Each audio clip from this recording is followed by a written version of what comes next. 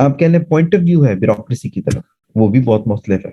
अब for example the next person that we are going to study about is John Stuart Mill. ठीक है। अब ये क्या कहते थे ब्यूरोक्रेसी के बारे में? जॉन स्टुअर्ट मिल, अगर आप में से किसी का पॉलिटिकल साइंस है, वो अगर पढ़ेगा, या अगर किसी का बैकग्राउंड है, तो पता होगा कि जॉन स्टुअर्ट मिल कौन था। He is a political philosopher.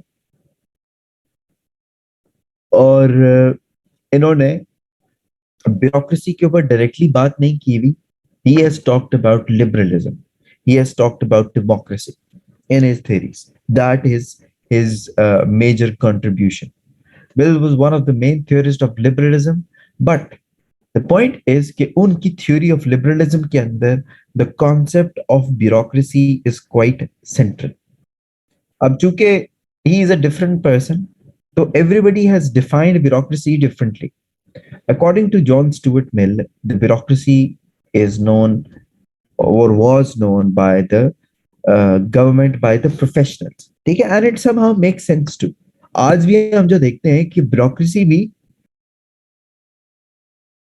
हुकूमत होती है। ठीक है। इनफैक्ट ब्यूरोक्रेसी ही हुकूमत होती है, because bureaucracy is the permanent one. और ये प्रोफेशनल्स की हुकूमत होती है। For him it was irrelevant कि हम सिस्टम के अंदर से किसी को पकड़ के ब्यूरोक्रेट लगा दें, हम किसी को तरक्की दे दें, किसी को डिमोट कर दें, उससे जॉन स्टुअर्ट मिल को फर्क नहीं पड़ता था। अगर आपको थोड़ा सा रिमाइंड करें तो इससे मैक्स वेबर को फर्क पड़ता था। अकॉर्डिंग टू मैक्स वेबर जो है, आपके जो ब्यूरोक्रेट आने चाहिए वो सिस्टम के अंदर से ही आने चाहिए। बट ऐसा नहीं होना चाहिए कि किसी की डायरेक्ट अपॉइंटमेंट कर दो 19वीं 20वीं ग्रेड में। Those who are growing in the career, उनको आना चाहिए। But for John Stuart Mill this thing did not matter. For him it was irrelevant that whether the person comes from outside or inside the government. तो फिर मिल के लिए क्या matter करता था? According to John Stuart Mill, एक bureaucrat के लिए मैटर करती है उसकी ट्रेनिंग और उसकी devotion. Because according to him, the more devoted you are toward your work, the more power will you claim because of your work. According to him, that जितनी हम जो अथॉरिटी एक्सरसाइज कर सकते हैं एज सिविल सर्वेंट, वो हम अपनी devotion को बेहतर करके कर सकते हैं। अब इससे अगेन मिलती जुलती बातें पता चलती हैं। मैक्स वेबर क्या कहते थे कि आपकी अथॉरिटी कहां से डराइव होती है? Your authority is given to you and it is a rational legal authority. ये ऑन द अदर हैंड हल्की सी मुख्तलिफ बात कर रही है। ये कह रहे हैं कि आपकी जो कंट्रीब्यू आपके जो क्लेम है फॉर पावर और for authority, it comes from how devoted you are. और जितना आप काम ज्यादा करेंगे उतने आप ज्यादा पावरफुल हो। सही है। अच्छा, इन मॉडर्न टाइम्स, आज के वक्त में देखा जाए, अगर जॉन स्टुअर्ट मिल की जो डेफिनेशन दी है उन्होंने ब्यूरोक्रेसी की, वो अगर देखी जाए, तो वो किसकी तरह की लगती है? वो टेक्नोक्रेसी की तरह की लगती है। Technocrats. Mill's considered bureaucracy was technocracy, where technically trained experts ruled by the virtue of their specialized knowledge and position in dominant political and economic institutions. ये डेफिनेशन मैं आपको इसलिए बता रहा हूँ, एक किताब से उठाई है, तो या देख लीजिए आपके जहन में हो, लेकिन आप इसको ऑफ कोर्स अपने वर्ड्स में भी लिख सकते हैं। My question to you is, have you guys ever experienced or have been able to see technocrats working in the country? Give me an example of technocracy अगर exist करती है पाकिस्तान में तो।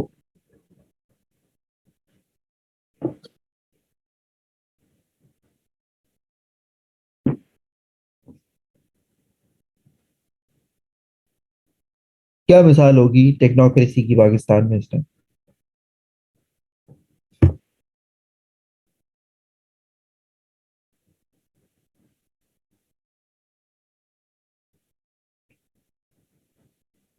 Asad Umar as minister planning, देखें, Asad Umar was a politician. ठीक है। Bureaucracy was a technocracy where technically trained experts ruled by the virtue of their specialized knowledge. Asad Umar did not have any specialized knowledge to run the finance ministry. No. अच्छा, सही सही बताया। Hafeez Shaikh is a technocrat. जितने भी आप special assistant to the prime ministers देखते हैं, they can be known as technocrats because they are those people who are not elected politicians. ये वो लोग हैं जो कि सिलेक्टेड बाय द पॉलिटिशियंस होते हैं, इसलिए ऐसा तो बीच में नहीं आएगा। तो टेक्निकली ट्रेंड वो लोग पहुंचते हैं गवर्नमेंट के अंदर जो कि किस वजह से बैठे होते हैं वहां पे, by virtue of their knowledge, nothing else, their knowledge.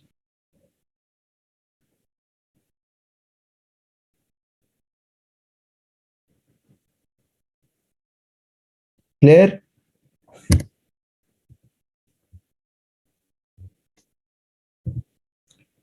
अच्छा, तो दोनों ने इस बात को एग्री किया, वेबर ने भी और मिल ने भी, दैट जब तक माशरे के अंदर एक अच्छी ब्यूरोक्रेसी ना हो, गुड गवर्नेंस लाना पॉसिबल नहीं है।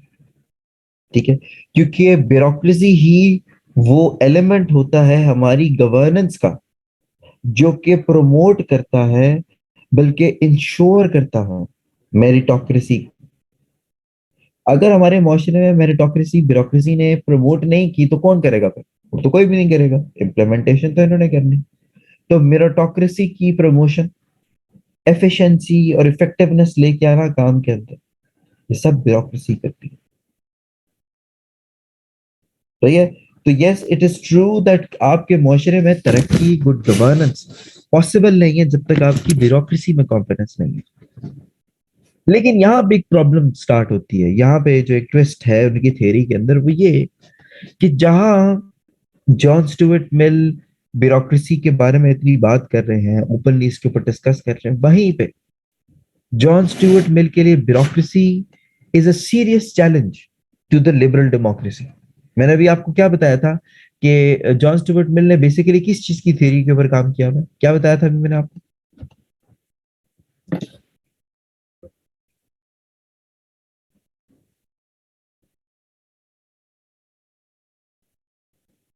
He is work on the theory of liberalism, theory of democracy. और ये भी उन्होंने बोला कि सेंट्रल पीस होता है ब्यूरोक्रेसी, लिबरलिज्म और डेमोक्रेसी के अंदर। तो वो ये क्यों कह रहे हैं कि it can pose the serious challenge to the liberal democracy? The point is it depends, it depends कि how does bureaucracy perform in a liberal democracy, because एक साइड पे जहां पे ब्यूरोक्रेसी सबसे बड़ा सपोर्टर हो सकता है लिबरल डेमोक्रेसी का, वहां उसका सबसे बड़ा दुश्मन भी हो सकता है। ठीक है, कैसे? ऐसा कैसे हो सकता है? ऐसा इसलिए हो सकता है क्योंकि देखिए, जो ब्यूरोक्रेट्स होते हैं they are the ones who are specialized in their fields, so they have this edge of knowing more and knowing better than politicians। अब आपके जहन में भी यही आ रहा होगा कि जी पाकिस्तान में भी ऐसे होना चाहिए, why should we not put those people on the government जिनको काम करना आता है, टेक्नोक्रेट्स की हुकूमत लेके आनी चाहिए। बट इट डज नॉट पे ऑफ इस तरीके से। क्यों, ऐसा क्यों है? व्हाई डू यू थिंक कि जो ब्यूरोक्रेसी अगर डिस्प्लेस कर दे डेमोक्रेटिक पॉलिटिक्स को, तो ये डिस्पोटिक रूल में तब्दील हो सकती है। डिस्पोटिक रूल होता है जो एब्सोल्यूट रूल होता है। Why bureaucracy can turn into a despotic rule?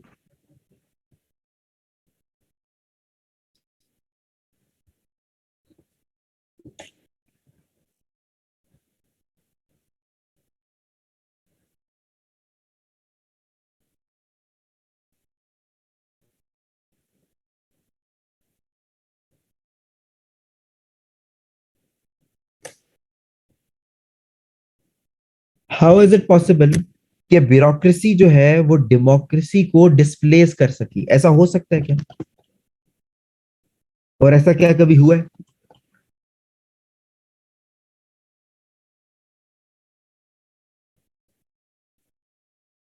Okay, let me put it this way. Should bureaucracy be stronger than the liberal democracy or not?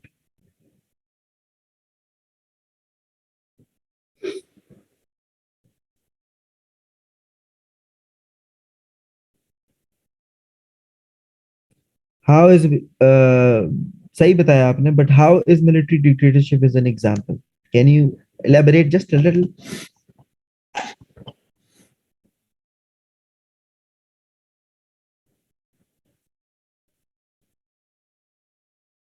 देखिए, everybody in the military is a bureaucrat. Military is a bureaucracy. It's a military bureaucracy.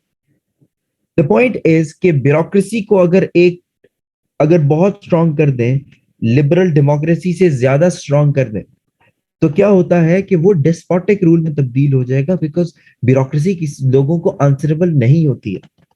Bureaucrats are not being elected or appointed or voted by the people. So if they are not elected by the people, who are they answerable to then?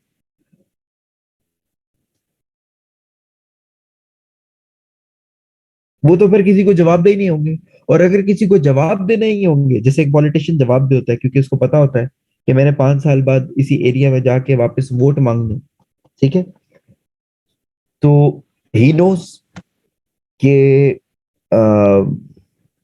मुझे तो vote चाहिए, but जो bureaucrat है उसको तो नहीं चाहिए vote. वो तो किसी को आंसरेबल नहीं है लोगों को. So would he perform better? No, he would not.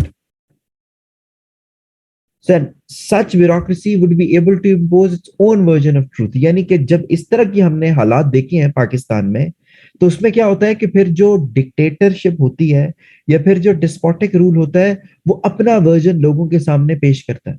वो लोगों को ये बताता है कि उनके लिए क्या अच्छा है, ना कि ये रिप्रेजेंट करे, ना कि ये आ, बताए या ये करे कि वो लोगों की मर्जी आगे रिप्रेजेंट करे. तो इसीलिए डिक्टेटरशिप को अच्छा नहीं माना जाता, क्योंकि it gives too much of power in one hand और इन फ्यू हैंड. और जब आप देखें कि गवर्नमेंट के ऊपर वो लोग मुसल्लत हैं जो कि लोगों को जवाब दे नहीं है, तो लोग आहिस्ता आहिस्ता क्या हो जाएंगे गवर्नमेंट से? People would become disinterested and distant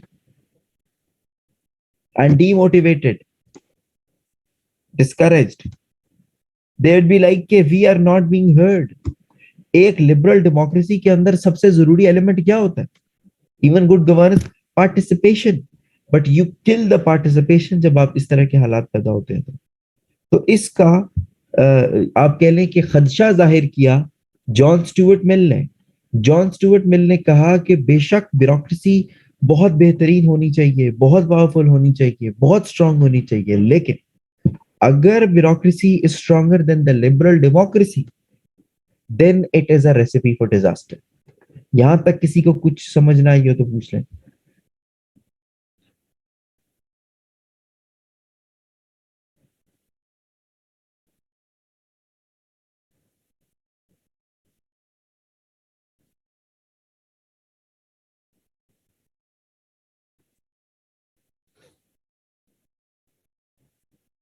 no, no, no, no, we are not. पहली बात तो यह है कि हम पाकिस्तान की या किसी और कंट्री की बात ही नहीं कर रहे, हम थ्योरीज पढ़ रहे हैं. दूसरी बात ये, हम ब्यूरोक्रेसी कर रहे हैं. देयर इज, मैंने सिविल ब्यूरोक्रेसी के ऊपर फोकस इस तरह अभी नहीं किया हुआ. तो व्हाई रिस्ट्रिक्ट योरसेल्फ? ब्यूरोक्रेसी का कॉन्सेप्ट है ये. ओके, सो अब ये जो खदशा जाहिर किया, तो फिर ऐसा हम कैसे कर सकते हैं? If anybody wants to answer कि ब्यूरोक्रेसी भी स्ट्रांग हो और डेमोक्रेसी भी स्ट्रांग हो, how can we do that?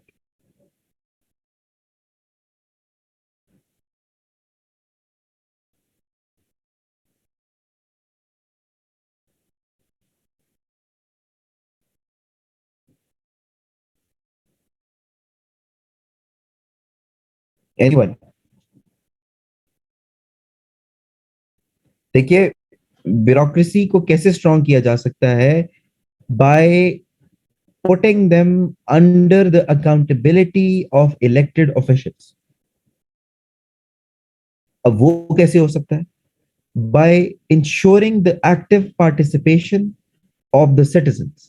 क्योंकि जितने लोग ज्यादा पार्टिसिपेट करें डेमोक्रेसी में, उतना एक पॉलिटिशियन स्ट्रांग होता है.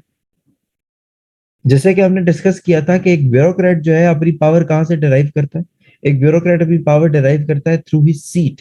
लेकिन एक पॉलिटिशियन अपनी पावर कहां से डिराइव करता है? Through his people. लोग अगर ज्यादा कंट्रीब्यूट कर रहे हैं टुवर्ड डेमोक्रेसी, ज्यादा लोग वोट डाल रहे हैं, तो एक पॉलिटिशियन के पीछे बहुत बड़ी आवाम खड़ी होगी, इसका मतलब है जो जीता है। तो फिर वो सही मानों में लोगों को रिप्रेजेंट करने वाला होगा। वो फिर उस ब्यूरोक्रेट को भी अकाउंटेबल ठहराएगा, क्योंकि उसको ये पता होगा कि a bureaucracy is having a direct impact on the lives of the people. So I should hold the bureaucracy accountable. यानी कि एक पॉलिटिशियन ये कहेगा या डेमोक्रेसी ये कहेगी कि उसने ब्यूरोक्रेसी को अकाउंटेबल ठहराना, बिकॉज अल्टीमेटली फिर वो जो हुकूमत है, जो वो पॉलिटिशियन है, वो किसको जवाब दे? वो लोगों को जवाब दे। तो इस तरीके से हम वो कर सकते हैं, इसको स्ट्रेंथन कर सकते हैं पूरे सिस्टम को। एक सजेशन ये भी हो सकती है कि अगर आपने डेमोक्रेसी को स्ट्रांग करना है अगेंस्ट ब्यूरोक्रेसी, तो ब्यूरोक्रेसी को वीक कर दे और डेमोक्रेसी को स्ट्रांग कर दे। Do you think it would work?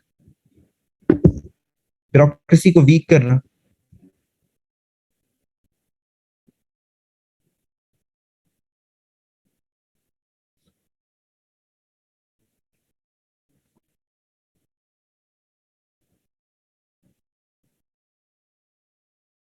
देखें, वीक ब्यूरोक्रेसी का मतलब ये है कि फिर तो आप इम्प्लीमेंटेशन के ऊपर कॉम्प्रोमाइज कर रहे हैं।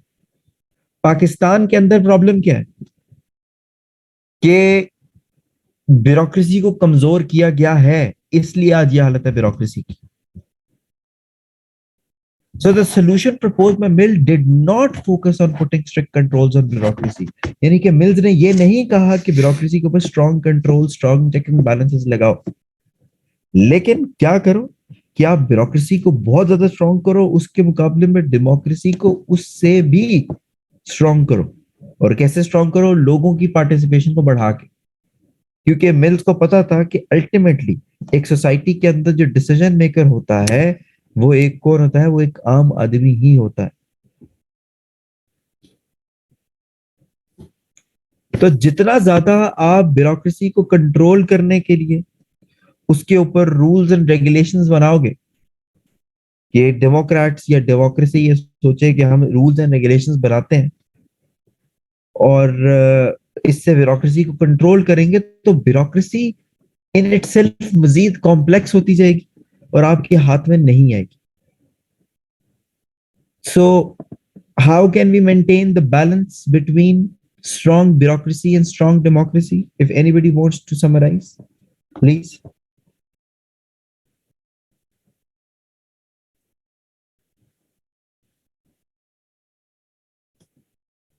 जॉन स्टुअर्ट मिल के बारे में जो मैंने बताया है, वो आप सारे जो है ना एक लाइन के अंदर उसको जरा समराइज कर दें, एक लाइन के अंदर।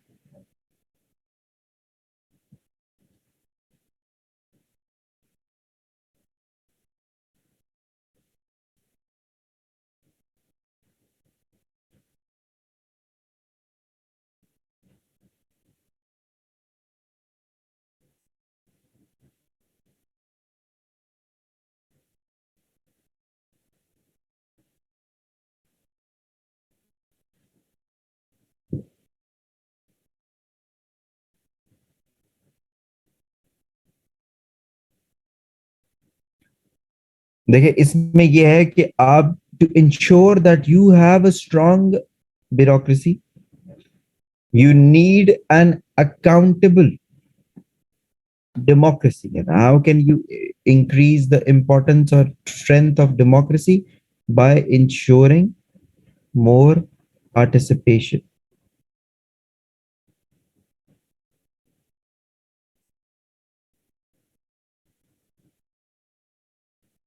ठीक है? Okay, I see that you guys are not fond of actually contributing in the class. क्या आप लोग ज्यादा सो रहे होते हैं, या you guys don't understand what is it?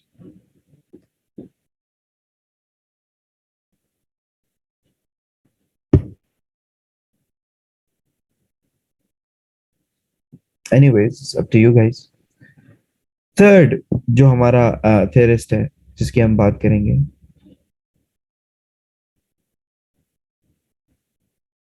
Rida, yes, I know this concept is new to you, but have you grasped it a bit? आपको समझ आया कि कैसे ब्यूरोक्रेसी और डेमोक्रेसी दोनों को स्ट्रॉन्ग करके जो है हम वो कर सकते हैं इसको स्ट्रांग?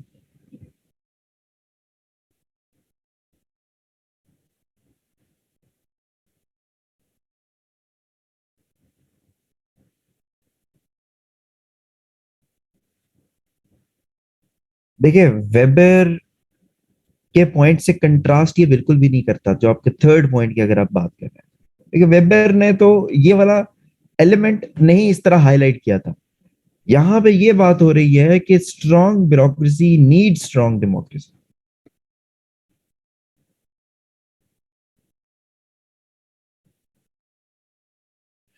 चले आगे कार्ल मार्क्स की तरफ चलते हैं। कार्ल मार्क्स ब्यूरोक्रेसी के बारे में क्या कहते हैं? Karl Marx is a huge name, ठीक है। कार्ल मार्क्स का नाम अगर आप लोग सोशियोलॉजी पढ़ रहे हैं तो उसमें आता है, जेंडर स्टडीज में आता है, पॉलिटिकल साइंस में आता है, इंटरनेशनल रिलेशंस में आता है, पब्लिक एडमिनिस्ट्रेशन में आता है, ठीक है। मतलब ये जो मुझे नोन है इसके अंदर तो ये कंफर्म आता है। तो it's big personality, is a huge name, जिसने इंसान की जो पिछले कुछ अरसों में होने वाली आइडियोलॉजिकल एवोल्यूशन में कंट्रीब्यूशन किया, उसमें एक बहुत बड़ा नाम है। तो what is he known for? आप सब कोई ऐसा है जिसने ये नाम पहली दफा सुना है, ताकि मुझे पता चले ना कि मैंने किसके मुताबिक पढ़ाना है फिर। ऐसा बंदा, anybody in the class who is like, I have heard this term Karl Marx for the first time in my life?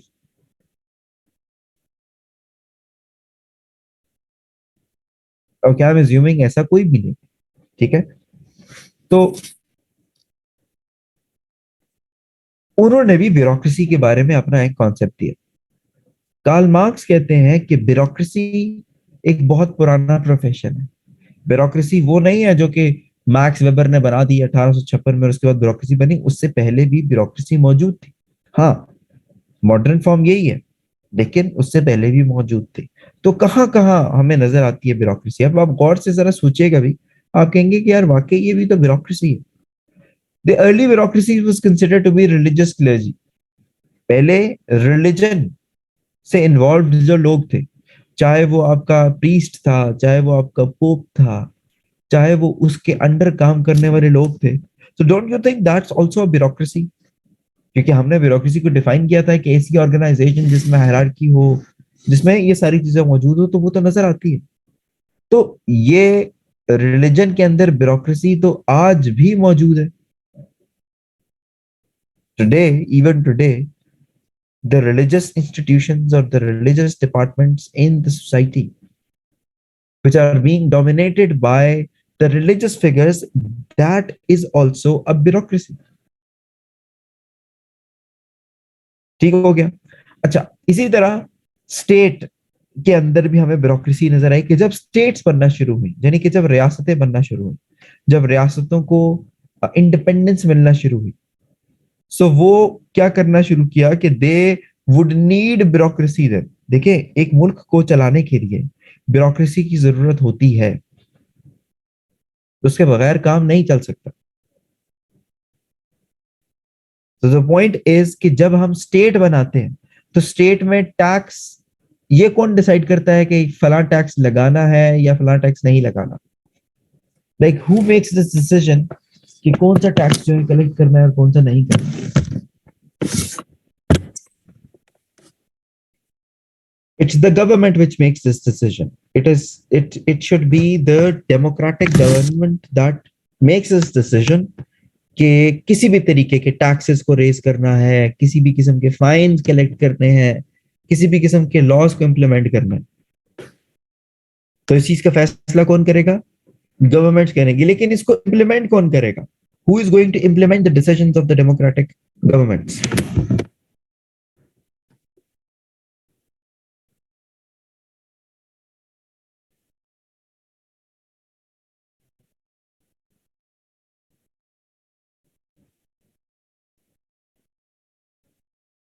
Anybody?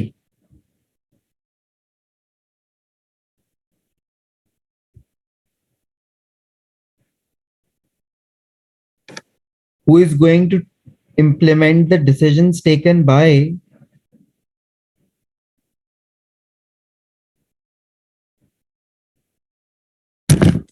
this case the bureaucrats.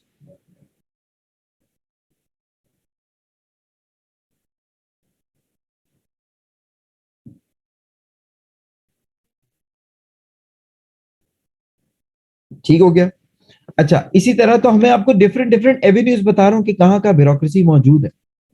Commerce, अब आपने थोड़ा सा समझ रहा है, क्योंकि कार्ल मार्क्स की अभी हम आगे बात करेंगे तो इकोनॉमी बहुत दफा उसका जिक्र आएगा, क्योंकि कार्ल मार्क्स की अ, जो थेरी है वो फाइनेंस इकोनॉमी के गिर्द घूमती है। कॉमर्स, कार्ल मार्क्स कहता है कि दुनिया में जितनी जितनी तरक्की हुई, जितनी जितनी एडवांसमेंट आई, टेक्नोलॉजिकल एडवांसमेंट, उतना उतना तिजारत भी बढ़ा।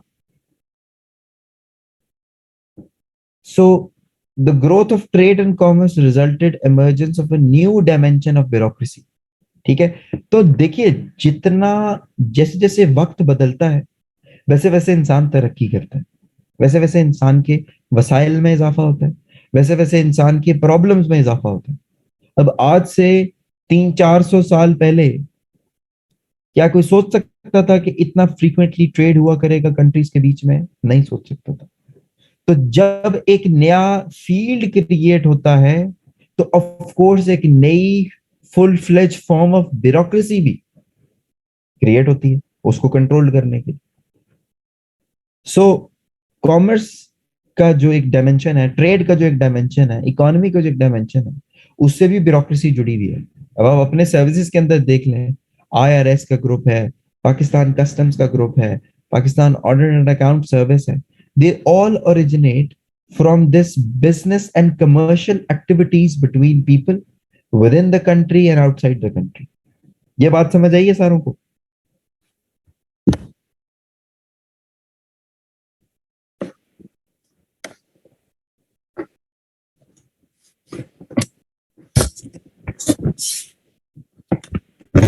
अच्छा,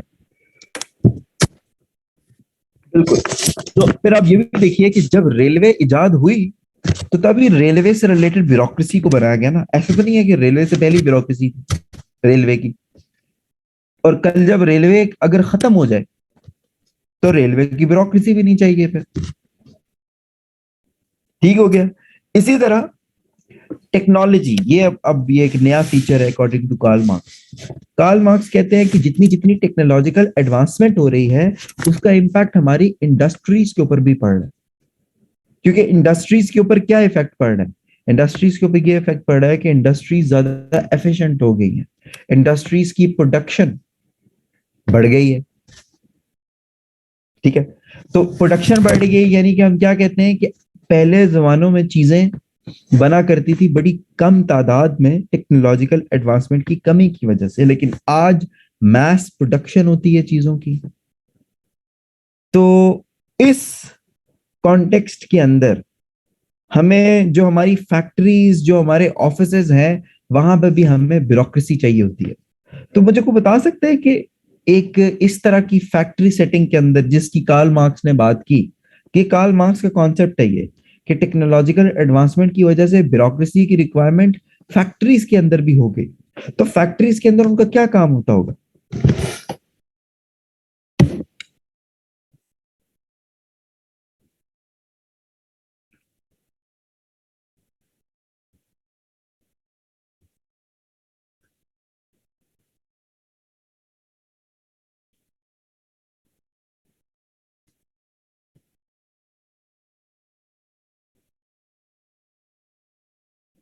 एडमिनिस्ट्रेशन ऑफ व्हाट?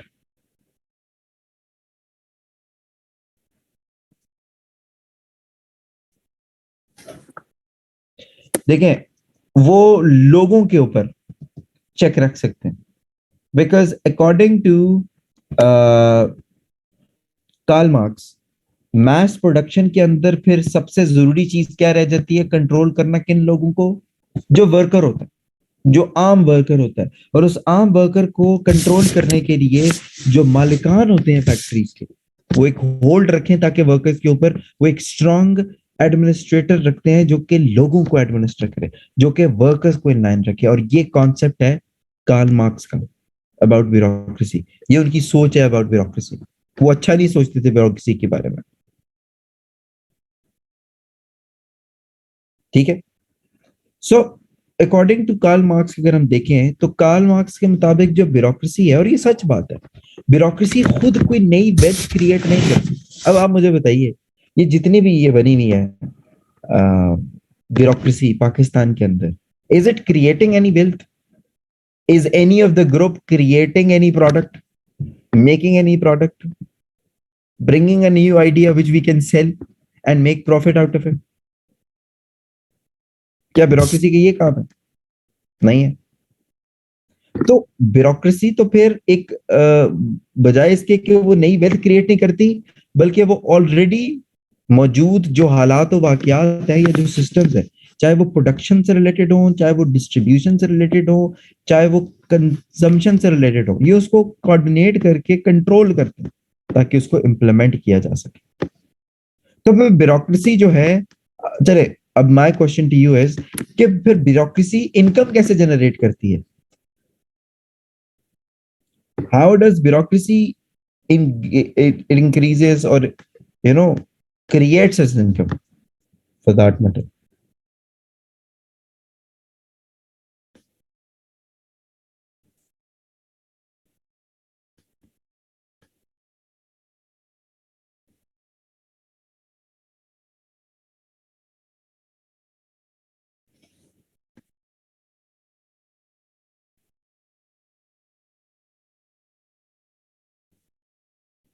देखें, बात यह है कि जितने, यस एग्जैक्टली, जितने टैक्स कलेक्शन ज्यादा होगी, जितने टैक्स और फाइन्स इकट्ठे होंगे, यानी कि जो जो सोशल सरप्लस प्रोडक्ट है ह्यूमन बींग्स का सोसाइटी के अंदर, यही है ना सोशल सरप्लस प्रोडक्ट। तो फिर आप खुद सोचिए कि पुराने वक्तों में जहां पे ब्यूरोक्रेट को लगाया ही इसलिए ज्यादा था कि वो सर्व करे अपने अपॉइंटिंग अथॉरिटी को, अपने बादशाह को, तो वो क्या करते होंगे लोगों से पैसे बटोरने के लिए या लोगों से पैसे निकलवाने के लिए? वो तो हर मीन इस्तेमाल करते होंगे टैक्स कलेक्शन के, और हमने हिस्ट्री में देखा भी है। आप सबने हिस्ट्री पढ़ी है ना ईस्ट इंडिया कंपनी की? आप सबने हिस्ट्री पढ़ी भी है कि जब ब्रिटिश टुक ओवर, तो उस टाइम पे वर्स्ट किस्म का हमने बंगाल के अंदर फैमाइन आते हुए देखा, when the supposedly the world's best bureaucracy was working its magic. तो कार्ल मार्क्स का जो पॉइंट ऑफ व्यू था वो जरा मुख्तलिफ था ब्यूरोक्रेसी के बारे में। वो ब्यूरोक्रेसी को अच्छा नहीं समझते थे। जैसे हमने पढ़ा ना, जॉन स्टुअर्ट मिल जो समझते थे कि ब्यूरोक्रेसी को स्ट्रांग होना चाहिए, सोसाइटी के लिए अच्छा है। मैक्स वेबर ने एक पूरा तरीका बता दिया कि ब्यूरोक्रेसी को कैसे बेहतर होना चाहिए। लेकिन कार्ल मार्क्स कहते थे कि भाई सोसाइटी के सबसे बड़े पंगों में सबसे बड़ा पंगा ब्यूरोक्रेसी है, ब्यूरोक्रेसी को होना ही नहीं चाहिए। वो क्यों बुरा समझते थे ब्यूरोक्रेसी को, कोई बता सकता है?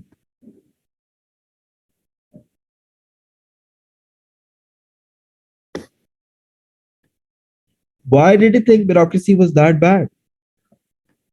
Very good, Habiba. It doesn't create class difference, it maintains class difference. ये एक बात याद रख ले, आपकी मतलब बात ठीक है, but I'm trying to, मैं थोड़ा सा आपको फर्दर क्लैरिटी लेके आना चाह रहा हूँ कि ये इंश्योर करती है, ये इंश्योर करती है कि क्लास डिफरेंस रहे, because it is a tool of exploitation. Ali Asghar भाई, अगर आप अपनी बात कंप्लीट कर देते हो, a tool of exploitation used by whom, against whom, तो ज्यादा बेहतर हो जाएगी।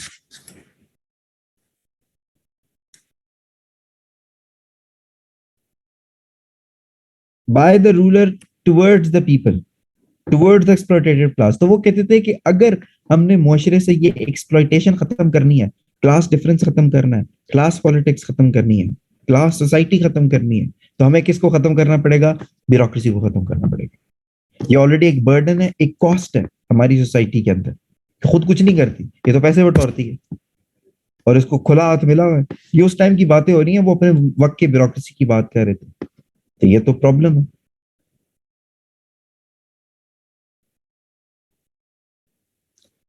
ओके, सो आई होप कि आपको कॉन्सेप्ट जरूर क्लियर हो गया कि कार्ल मार्क्स समझते क्या थे। I will go further into this class based society towards classless society. यहां तक किसी को कोई मसला है तो मुझे बता दीजिए, इससे पहले पहले स्लाइड से पहले पहले। Okay, no. So classless society क्या है और क्यों चाहते हैं कार्ल मार्क्स इनको? According to Karl Marx, society के अंदर क्लासेस बनी हुई है, और क्लासेस किस बेस के ऊपर बनी हुई है? क्लासेस इस बेस के ऊपर बनी हुई है कि कुछ लोग वो हैं जो कि मींस ऑफ प्रोडक्शन को कंट्रोल करते हैं, और कि कुछ लोग वो हैं, बल्कि ज्यादातर वो लोग हैं जो कि मींस ऑफ प्रोडक्शन को कंट्रोल नहीं करते। एक ये तरीका है क्लास को डिफाइन करने का सोसाइटी में अकॉर्डिंग टू कार्ल मार्क्स।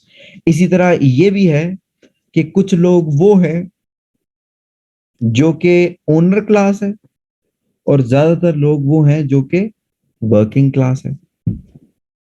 फिर इसका एक और तरीका इसको क्लास सोसाइटी को एक्सप्लेन करने का ये है कि सोसाइटी में बहुत कम लोग जो एलिट्स हैं उनको बोर्जुआज कहा जाता है।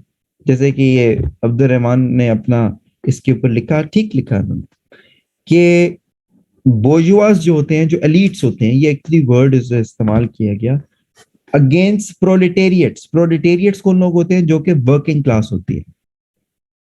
तो कार्ल मार्क्स कहते हैं कि अगर हमने इन इस क्लास सोसाइटी को खत्म करना है और इसको क्लास लेस सोसाइटी बनाना है जिसमें सब एक जैसे हैं, तो हमें किसको खत्म करना पड़ेगा? ब्यूरोक्रेसी को खत्म करना पड़ेगा।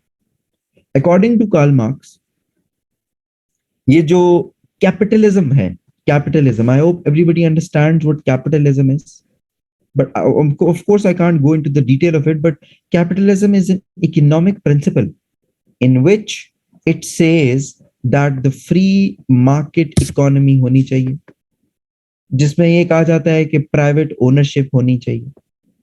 वो इस चीज को प्रमोट करता है कि एक बंदा अगर अमीर से अमीर होता रहे तो खैर है, क्या फर्क पड़ता है, उसमें कोई रोक टोक नहीं है। लेकिन प्रॉब्लम फिर ये है कि इस तरह के सिस्टम के अंदर अगर चेक्स एंड बैलेंसेस ना हो तो क्या होता है? एक्यूमुलेशन ऑफ वेल्थ होती है, जिसके खिलाफ हमारा मजहब भी है। हमारा मजहब खिलाफ है ना जिस एक्यूमुलेशन ऑफ वेल्थ के, क्योंकि अगर एक्यूमुलेशन ऑफ वेल्थ बहुत ज्यादा हो जाए थोड़े हाथों के अंदर, तो मुआशरे के अंदर बहुत फर्क पैदा हो जाता है।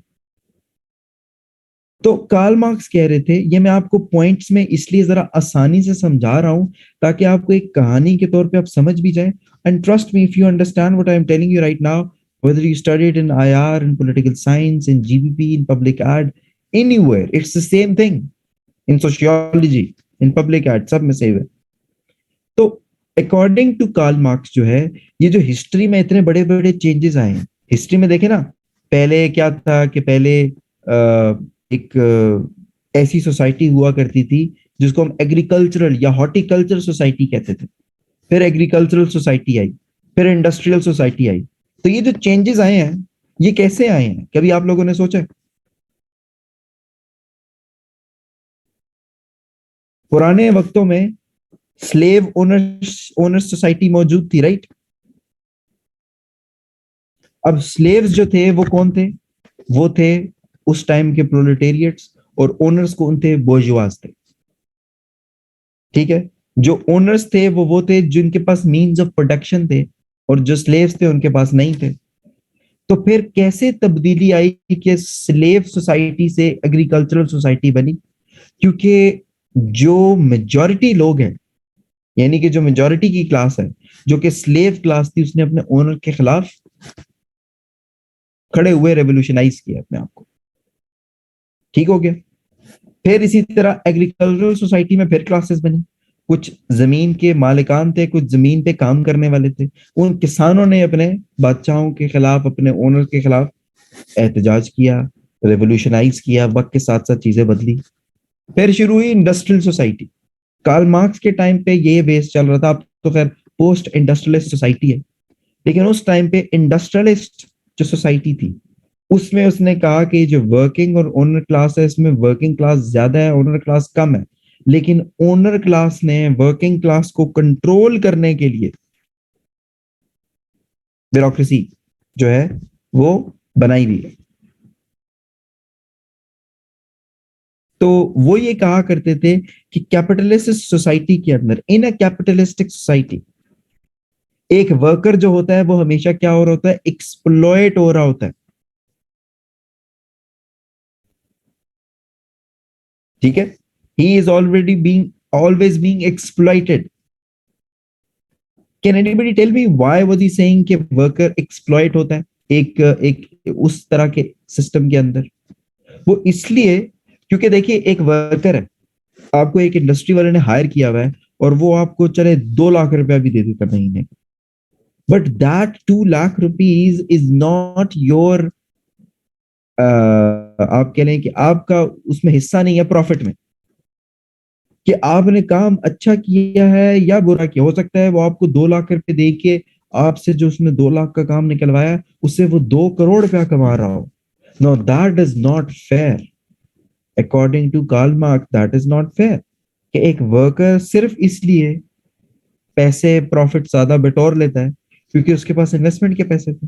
जिसने एक्चुअली काम किया वो तो एक्सप्लॉइट हुआ, वो तो एलिनेट हुआ। तो एक्सप्लॉइटेशन जब होती है, एक्सप्लॉइटेशन जो होती है उससे वर्किंग क्लास के अंदर किस चीज का जज्बा पैदा होता है? रेवोल्यूशन का। जितनी एक्सप्लॉइटेशन ज्यादा होगी, जितना वर्किंग क्लास ये सोचेगा कि हमें गलत ट्रीट किया जा रहा है, तनख्वाहें कम दी दिया जा रही हैं, हमें क्यों ओनरशिप नहीं दी जाती, उतना लोगों में रेवोल्यूशन का जो वो है वो बढ़ेगा चांसेस। तो जब इस तरह की सिचुएशन बनती है तो सोसाइटी के जो क्लास स्ट्रक्चर है कि जिसमें डिफरेंट क्लासेस एग्जिस्ट करती हैं, वो क्या होंगे? मजीद पोलराइज होंगे। पोलराइज का क्या मतलब होता है?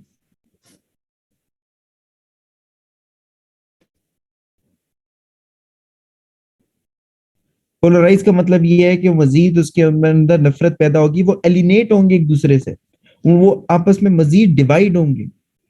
वर्कर अपने आप को मजीद अकेला फील करेगा।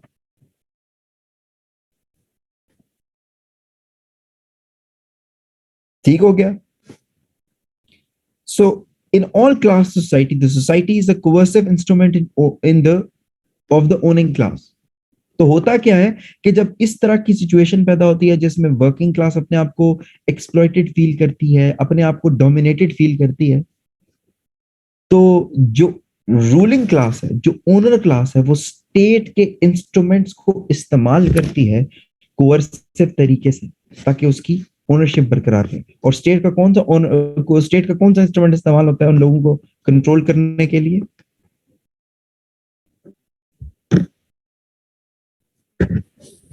ब्यूरोक्रेसी इसका इस्तेमाल किया जाए। ठीक है, तो हम ये कार्ल मार्क्स का आप कह लें पॉइंट ऑफ व्यू पढ़ रहे हैं। ठीक है, कार्ल मार्क्स कहते थे कि कैपिटलिज्म डिजाइन इस तरह हुआ है कि it will fail, it is bound to fail, और हमें नजर भी आता है। आप लोगों ने कभी सोचा इस बात को कि 2007-8 के बाद, ये फाइनेंशियल क्राइसिस आने के बाद, कैपिटलिज्म के खिलाफ जो एक तहरीक चली है जो कि अभी भी चल रही है, ये क्यों एग्जिस्ट करती है? ये इसी वजह से एग्जिस्ट करती है। No doubt capitalism is exploitative in nature. We see that every day. We see the growing unemployment in our country. We see the low wages in our country. And then we see that class, the ownership class, getting even richer. तो ये ज्यादती है।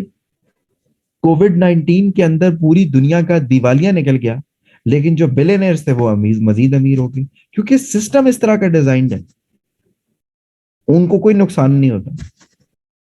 So according to Karl Marx capitalism खत्म हो जाएगा। Capitalism कैसे खत्म होगा? जब जो आपकी प्रोलेटेरिएट क्लास है, it will rise against its owner class, when the proletariat will rise against bourgeois, and the first step to do it is to eliminate what? The bureaucracy. Bureaucracy को eliminate करेंगे तो फिर एक अगली form शुरू हो जाएगी इंसान की सोसाइटी की। तो कैपिटलिज्म के बाद क्या आता है फिर?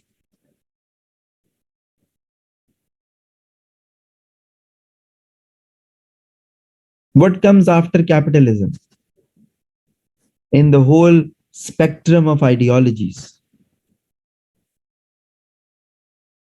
ओके चलें, ये मैं आपको क्लियर कर देता हूँ कि हम एक टर्म इस्तेमाल करते हैं, सोशलिज्म एंड कम्युनिज्म, ठीक है, and we take them as synonymous. लेकिन हाँ, मैं आपको क्लैरिटी दे देता हूँ, क्योंकि कार्ल मार्क्स ने बात की थी कि इंसान की जो अल्टीमेट डेस्टिनी है, इंसान की एवोल्यूशन की, आइडियोलॉजिकल एवोल्यूशन की, यानी कि इंसान की सोच की जो अल्टीमेट पहुंच है वो कहां तक होनी चाहिए, कि जब इस दुनिया में कम्युनिज्म आ जाए।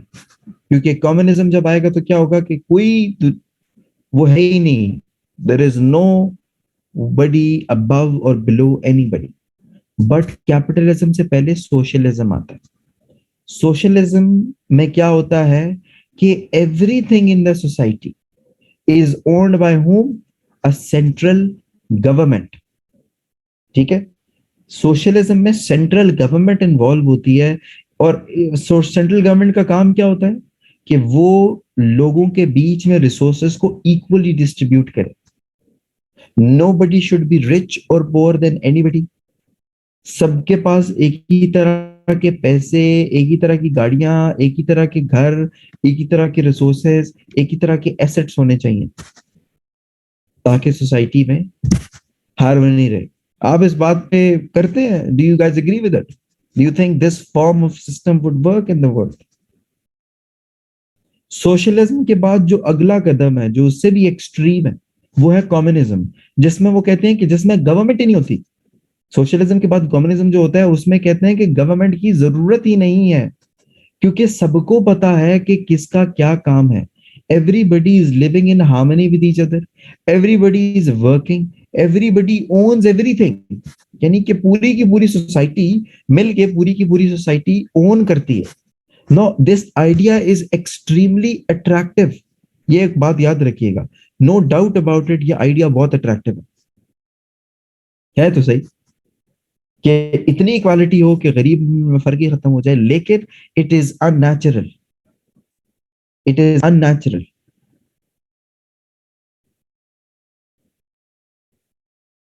What do you mean by controlled capitalism? तो ये हमारे तीसरे थेरिस्ट थे, जिन्होंने ब्यूरोक्रेसी को एक हर्डल चाहा towards destination of his own goal.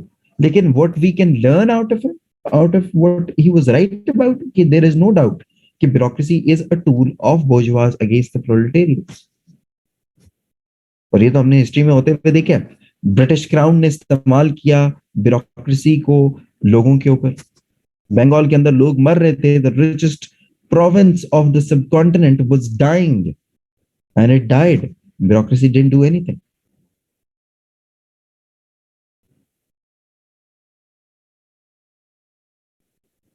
There is no such thing as controlled capitalism, and especially by China. China is quite an open society, an open economy. Please get this out of your head that somehow Chinese economy is socialist or communist in nature, or for that matter, controlled in nature. It is not. There is no controlled capitalism in China, even in China. It's a very capitalistic society. ये बातें पुरानी हो चुकी हैं.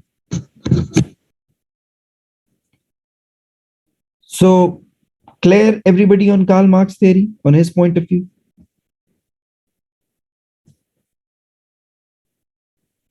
Okay, moving towards our final, जो theorist है, Mr. Woodrow Wilson. Now, Woodrow Wilson is a very huge personality in the history of the world, in the history of United States of America, for that matter. Very important. Woodrow Wilson वो है जिन्होंने, जिनको क्या कहा जाता है, he is known as the father of public administration. ये वो फादर ऑफ पब्लिक एडमिनिस्ट्रेशन। इन्होंने 1887 के अंदर एक पेपर लिखा about the importance of public administration and how it should be a profession. उनकी वजह से, वुड्रो विल्सन की वजह से, पब्लिक एडमिनिस्ट्रेशन एक प्रोफेशन बना। और ये वही वुड्रो विल्सन है जो कि आगे चल के अमेरिका के प्रेसिडेंट भी बने। ठीक हो गया? यहां तक बात समझ आ गई? So Wilson argued in favor of a hierarchical organization of bureaucracy. आप एक चीज नोट कीजिएगा, वुडरो विल्सन और जो मैक्स वेबर है उसके बीच में आपको बहुत सी सिमिलैरिटीज मिलेंगी, इनफैक्ट ज्यादा सिमिलैरिटीज ही मिलेंगी। वुडरो विल्सन और कार्ल मार्क्स के बीच में एक पॉइंट के ऊपर बहुत बड़ा इख्तलाफ था, वो भी आएगा पॉइंट, लेकिन आपको मैं ये बता रहा हूँ कि मोस्टली इसके अंदर वही पॉइंट्स आएंगे बार बार जो कि आप ऑलरेडी मैक्स वेबर या जॉन स्टुअर्ट मिल की बातों के अंदर पढ़ चुके हैं। So Wilson argued in favour of hierarchical organisation, ये वही बात है जो किसने की, ये बात हमारी मैक्स वेबर ने की। And he wanted traditionally limited power of bureaucracy to be increased in the United States of America. वो चाहते थे कि ब्यूरोक्रेसी की पावर को कम ना किया जाए बल्कि बढ़ाया जाए।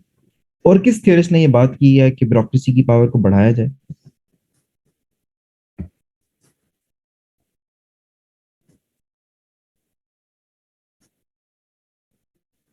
वेबर के अलावा किसने किया? इतने मैटर नहीं करते थे। विल्सन के लिए मैटर करता था काम, द आउटकम ऑफ इट। तो Wilson used to emphasize more on the work, on the bureaucracy, on the achievements of bureaucracy, on the independence of bureaucracy, rather than restricting bureaucracy. वो bureaucracy को restrict करने के ऊपर यकीन नहीं रखते थे, वो ब्यूरोक्रेसी के अराउंड जो स्ट्रिक्ट स्ट्रक्चर्स बने हुए हैं कि फला चीज ऐसे होती और ऐसे नहीं हो सकती, उस पर वो नहीं कहते, वो कहते थे कि काम जो है वो ज्यादा से ज्यादा होना चाहिए। और उनको इस चीज से डर भी नहीं लगता था, मतलब जैसे वही बात है ना जॉन स्टुअर्ट मिल्स वाली, जॉन स्टुअर्ट मिल्स ने कहा कि ब्यूरोक्रेसी को बहुत पावरफुल होना चाहिए, लेकिन एक पॉइंट ऐसा भी आ सकता है किसी मुल्क में कि ब्यूरोक्रेसी इतनी पावरफुल हो जाए कि वो डेमोक्रेसी से ज्यादा स्ट्रांग हो जाए। हमारे मुल्क में ये हमने देखा है, we have seen bureaucracy way more powerful than democracy, and I'm not just talking about civilian bureaucracy, I'm also talking about the military bureaucracy। देखा ना हमने। लेकिन वुड्रो विल्सन कहता था कि कोई फर्क नहीं पड़ता इनकी पावर को बढ़ाओ, क्यों? क्योंकि उसके एटलीस्ट अपने मुल्क के ऊपर एतबार था कि मेरे मुल्क के डेमोक्रेटिक इंस्टीट्यूशन बहुत स्ट्रांग है,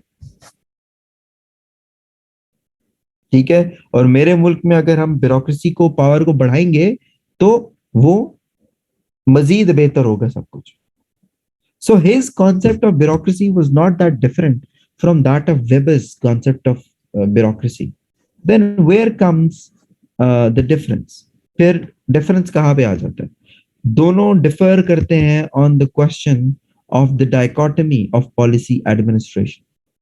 can anybody tell me what did Max Weber say about the dichotomy of policy and administration?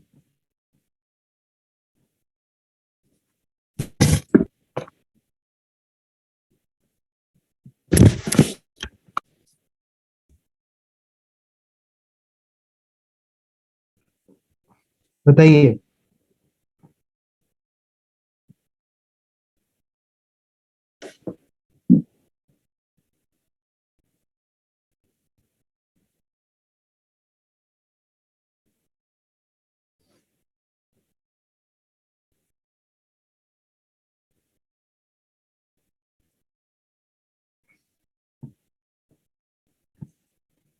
According to Weber dichotomy exist होनी चाहिए, यानी कि वो लोग जो कि पॉलिसी मेकिंग में इन्वॉल्व हैं और वो लोग जो कि पॉलिसी इंप्लीमेंटेशन में इन्वॉल्व है, उनकी एक दूसरे के अंदर इंटरफेरेंस या कोऑर्डिनेशन नहीं होनी चाहिए। लेकिन देन अगेन हम पुराने वक्तों की बात करते हैं, मैक्स वेबर का जो टाइम था वो था कि जब आप कह लें कि फर्स्ट वेव ऑफ इंडस्ट्रियलाइजेशन चल रही थी, टेक्नोलॉजिकल एडवांसमेंट चल रही थी यूरोप के अंदर भी, अमेरिका के अंदर भी। लेकिन वुड्रो विल्सन इनसे थोड़ा सा बाद में आए और इन्होंने कहा कि भाई ऐसा हो ही नहीं सकता कि इनका बीच में इंटरेक्शन ना हो। इनफैक्ट वो चाहते थे कि इंटरेक्शन हो, और अच्छा भी है। Wilson recommended that administrators should have and does have a will of their own। वो ये समझते थे कि एक ब्यूरोक्रेट के पास ये चॉइस होनी चाहिए कि उसने अपना काम किस तरीके से करना है। ब्यूरोक्रेसी को बताना, मैंने अभी आपको बताया ना कि ही believe more on the Organics of bureaucracy outcomes. वो ये समझते थे कि ब्यूरोक्रेसी को ये जरूर बताया जाए कि काम को कैसे करना है, लेकिन ये बताना कि ऐसे करना है और ऐसे करना है, that restricts the bureaucracy. Wilson is saying the bureaucracy should have their free will to choose कि किस तरीके से अपने काम को करना चाहते हैं, ऑफ कोर्स लीगल तरीके से बात हो रही है।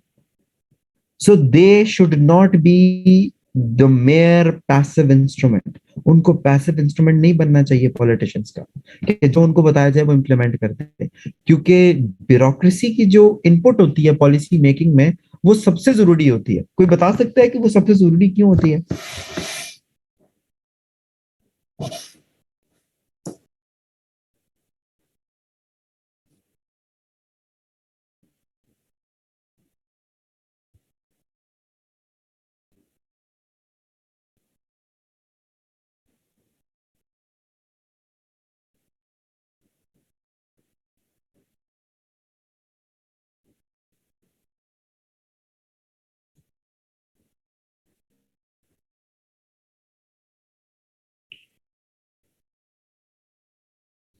ओके, सो इसलिए क्योंकि वो लोग इम्प्लीमेंट करते हैं तो उनको सबसे बेहतर पता होता है। So he appreciated the political role of administrator, लेकिन इसका मतलब ये हरगिज मत लीजिएगा कि the bureaucrats should become the politicians. No, that's not what we are saying. We are saying a balanced nexus between them.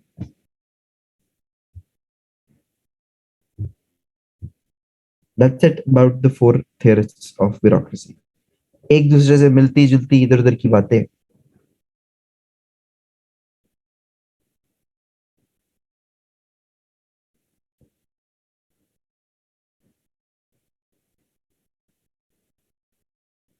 Okay, अब हम अपने आखिरी हिस्से की तरफ आते हैं जो ब्यूरोक्रेसी से मुताबिक हमने पढ़ना है।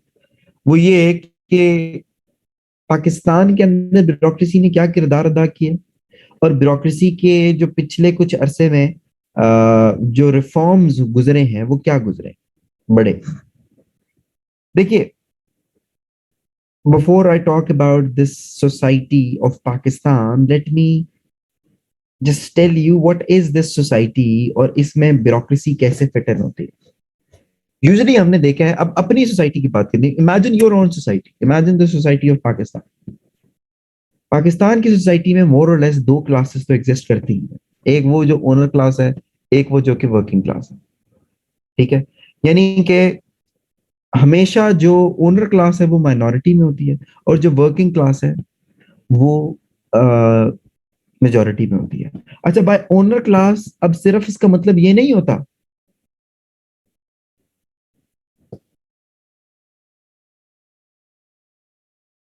Faizan, politicians already do have the say in administration. I mean, they are the ones who are making the administrative policies. It's the other thing that Wilson talked about.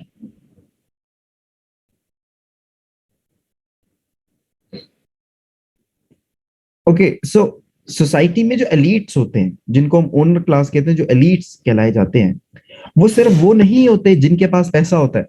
ये बात समझ लें, एलिट्स भी बहुत डिफरेंट तरीके के होते हैं, वो भी आपको बताना जरूरी है। The elites are the people of social significance of the society. Elite strata वो होता है सोसाइटी का जो कि इंपॉर्टेंस रखता है, सिग्निफिकेंस रखता है किसी भी वजह से।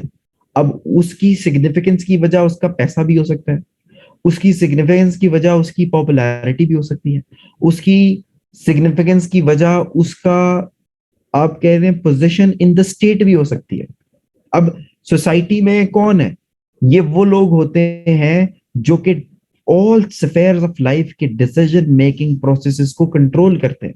अब इसके अंदर पॉलिटिशियंस भी आते हैं, इसके अंदर बिजनेसमैन भी आते हैं, इसके अंदर ब्यूरोक्रेसी भी आती है, इसके अंदर मिलिट्री भी आती है, रिलीजियस स्कॉलर्स भी आते हैं, सेलिब्रिटीज भी आती हैं, जुडिशरी भी आती है। ये है आपकी सोसाइटी की एलीट। तो ब्यूरोक्रेसी जो है basically it is the part of the elite of the society. तो एलीट कौन लोग होते हैं? which are at the summit of the key social structure. यानी कि वो लोग जो कि किसी भी की सोशल स्ट्रक्चर, चाहे वो गवर्नमेंट है, मिलिट्री है, पॉलिटिक्स है, ब्यूरोक्रेसी है, रिलीजन है, कोई भी प्रोफेशन, उसके टॉप पे जो लोग होंगे उनको हम कहेंगे ये elite.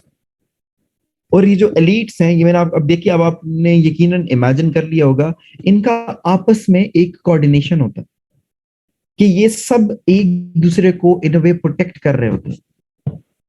So ruling elite has always had a political power. Why do you think ruling elites always exist and get strong? Because all of them have political power. I'm not saying all of them are politicians, but I'm saying they are all connected with each other. Elites एक दूसरे की protection क्यों करते हैं? क्योंकि उनको एक दूसरे से काम पड़ता है। ऐसा कैसे हो सकता है कि पॉलिटिशियन का काम ब्यूरोक्रेट से ना पड़े, ब्यूरोक्रेट का काम पॉलिटिशियन से ना पड़े? Do you think it's possible? No, it is not. मैं पर्सनल इंटरेस्ट की यहाँ पे बात कर रहा हूँ,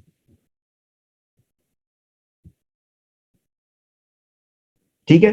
तो एलिट्स की यहाँ पे बात हो रही है, मेरी बात समझ आ गई है? जो एक बेसलाइन मैंने इस्टेब्लिश करने की कोशिश की है कि सोसाइटी किस तरीके से डिजाइंड होती है, वो बात आपको समझ आ गई है?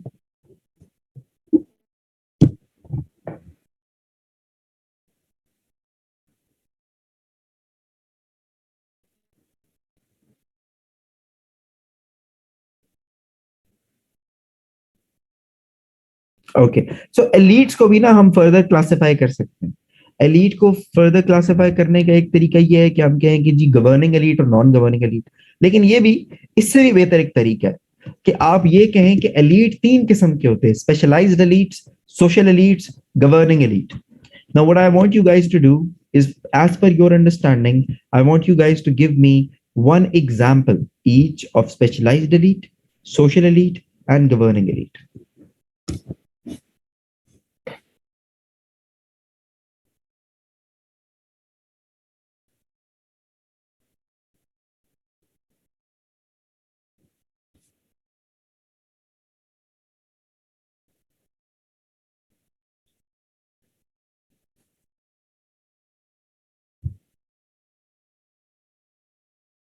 Okay, so feudals are the social elites or politicians are the governing elites. अच्छा, so specialized elites में celebrities नहीं आती हैं अभी, बस specialized elites में professional लोग आते हैं। Celebrities can be known as social elites. Specialized में technocrats, bureaucrats, military, judiciary, ये सब आएंगे। नहीं, religious clergy comes in social elites. Religion is not a profession.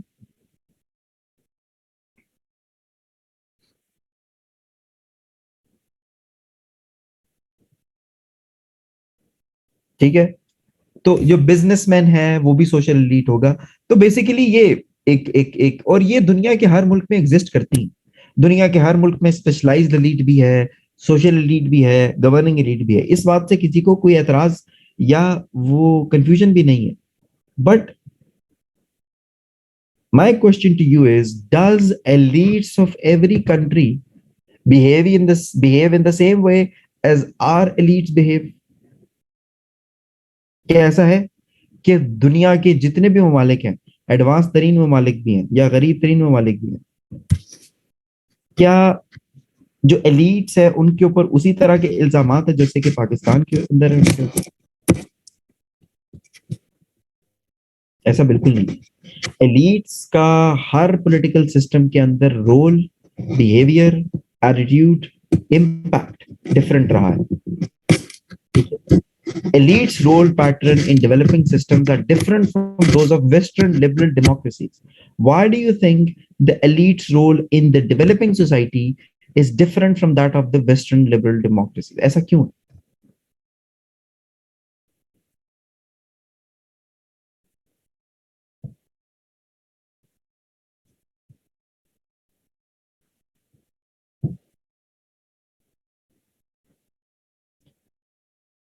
बिल्कुल वही सारी बातें, अकाउंटेबिलिटी है, मीडिया है, जो हमने सारी बातें की।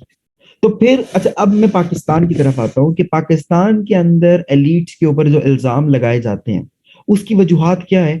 शुरू से कुछ ऐसे फैक्टर्स हमारी सोसाइटी के अंदर एग्जिस्टेंट रहे हैं जिसने एलिट्स को हमेशा अपर हैंड दिया। फॉर एग्जाम्पल, हमारे मुल्क, we are a poor society generally. तो जनरली जब एक सोसाइटी पोअर होती है तो क्या होता है कि जिनके पास पैसे ज्यादा होते हैं और जिनके पास नहीं होते हैं उनके बीच में क्लास डिफरेंस मजीद बढ़ता है। और जब क्लास डिफरेंस मजीद बढ़ता है, जो जो क्लास कंट्रोल है दैट गेट्स स्ट्रॉन्गर। ठीक है। सिमिलरली, और ये हमारी सोसाइटी के अंदर हमने देखा, हाई बर्थ रेट। क्या can anybody tell me how has the high birth rate impacted or contributed towards increasing the influence of elites in Pakistani society?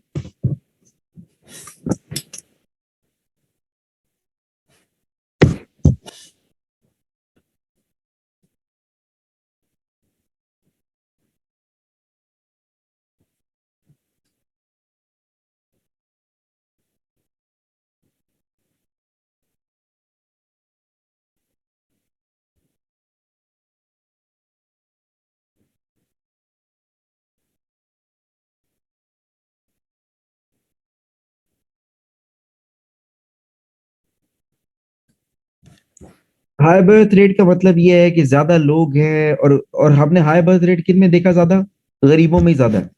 ये भी एक बात है। तो वो मजीद कंज्यूम करते हैं, उनके पास ऑलरेडी रिसोर्सेज कम है, वो मजीद कम हो जाते हैं, मजीद एक्यूमुलेशन ऑफ वेल्थ होती है रिच के पास। Similarly, economic dependence on the developed world, ये भी एक ऐसी चीज है जिसकी वजह से एलिट्स ने हमेशा अपने आप को कैश इन किया है, क्योंकि एलिट्स ने हमेशा अपनी इकोनॉमी के ऊपर कंट्रोल रखा है, और उन्होंने ही अपनी इकोनॉमी को बचाने के लिए, यानी कि अपने आप को बचाने के लिए ग्रांट्स चाहिए, एड चाहिए, तो अपने आप को तो उन्होंने बचाए रखा है, लेकिन बाकियों को नुकसान हुआ है। इसी तरह हमारी सोसाइटी की अंदर एलिट्स का डोमिनेंट होने का एक बहुत बड़ी वजह हमारी एग्रीकल्चरल बेस्ड इकोनॉमी है। एग्रीकल्चरल बेस्ड इकोनॉमी की होने की वजह से हमारे मुल्क के अंदर जो लैंड ओनर्स हैं उनका बहुत इन्फ्लुएंस है। अब खैर, ये भी आपको मैं बता दूं कि अब वो चीज नहीं रही, लेकिन अभी भी बहुत है। क्योंकि आप शुरू से देखिए, आपके मुल्क में जो पॉलिटिशियन है, जो एमएनए आके बनता है, वो कौन होता है? वो या तो कोई इंडस्ट्रियलिस्ट होता है, या तो वो कोई एग्रीकल्चरलिस्ट होता है। तो एक जो एक हाउस एक आम आदमी के लिए बनाया गया, वो तो है ही नहीं। हम तो सोचते ही नहीं है ऐसे कि एमएनए को आम बंदा भी बन सकता है, और कोई बन जाए तो हम कहते हैं कि ये क्या, ये कौन है, इसको क्यों बनाया, इसके पास तो कुछ है ही नहीं। This is how we have been designed in our minds कि we think that a politician has to be rich.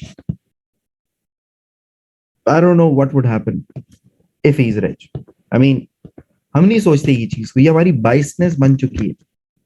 तो एग्रीकल्चरल बेस्ड इकोनॉमी होने की वजह से उन फ्यूडल लॉर्ड्स ने पाकिस्तान की इकोनॉमी के ऊपर होल्ड रखा, कंट्रोल रखा, कभी अपने आप को टैक्स नहीं होने दिया, आज भी नहीं होने देते।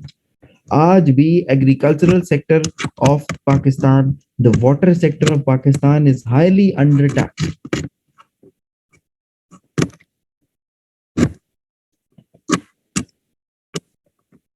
ठीक है। And then comes the colonial legacy.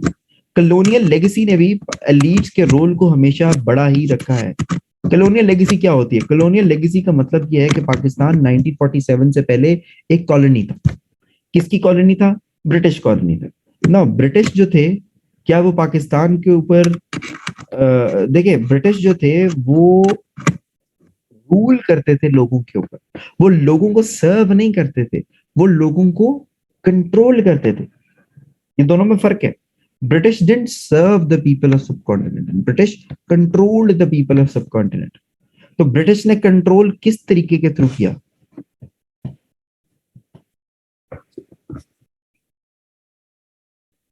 Through their bureaucracy. The point is कि पाकिस्तान 1947 में बन गया। वो ब्यूरोक्रेसी जो कि ब्रिटिश ने बनाई थी लोगों को कंट्रोल करने के लिए। अब जारी बात है, वही ब्यूरोक्रेसी है। पाकिस्तान अगर आजाद हो चुका है तो ब्यूरोक्रेसी को भी तो आजाद होना चाहिए ना। What do I mean by bureaucracy को भी आजाद हो जाना चाहिए? What do I mean by that? What do you think?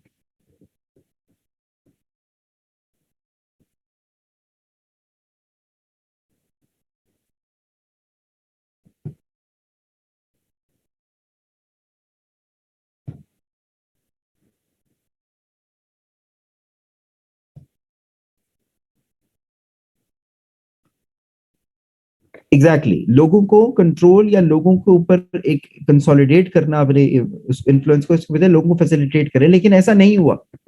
Unfortunately colonial legacy हमें आज भी ब्यूरोक्रेसी के अंदर नजर आती है, कि जिसके अंदर हम ये समझ के आते हैं, including all of everybody is involve in it. हम लोगों का जो पर्पस है, अब आप लोग जो एग्जाम दे रहे हैं, आप जो कर रहे हैं, आपके जहन में सोच क्या है? सेल्फ जो एक एग्रेंडाइज करना जो होता है, वो हर किसी के जहन में होता है कि भाई अगर हम सिविल सर्वेंट होंगे तो हमारा एक कंट्रोल होगा सोसाइटी में। हम सोचते हैं ऐसे, राइट? तो हम उसी पार्ट ऑफ द प्रॉब्लम बनते हैं, क्योंकि हम सिविल सर्विस आना इसलिए चाहते हैं। Civil service is not for this purpose, it is not for this purpose, it is not for you to become more famous amongst people, ठीक है? और यहाँ पे जो है वो होता है ना कि अब फिर हम जो मर्जी करें, we are above the law. ये वो सोच है, वो कॉलोनियल लेगेसी जो कि अभी भी चल रही है, क्योंकि उस टाइम पे तो ऐसे ही थे। उस टाइम पे तो ब्यूरोक्रेसी के ऊपर कोई कानून ही अप्लाई नहीं होता था। They were suppose to to serve the British crown any way possible. तो उन्होंने तो हर तरह का रूल तोड़ा है, लेकिन अब ऐसा नहीं है। आजकल के वक्तों में देखिए कि जो नॉन वेस्टर्न सोसाइटीज है, इसमें हम क्या देखते हैं कि जो सिस्टम्स है दुनिया में, वो किस तरह के एग्जिस्ट करते हैं। एक तरफ हम देखते, अब मैं आपको एक एवोल्यूशन बताऊंगा कि किस तरीके से एवोल्यूशन होती है। पॉलिटिकल डेमोक्रेसी क्या होती है? The truest form of democracy in which people actually have a say in it, ठीक है? Then comes the tutelary democracies. Tutelary democracies वो होती हैं जो कि दिखे कि ये डेमोक्रेसी है, बट असल में डेमोक्रेसी ना हो। ठीक हो गया? Then comes the modernising ओलिगार्कीज।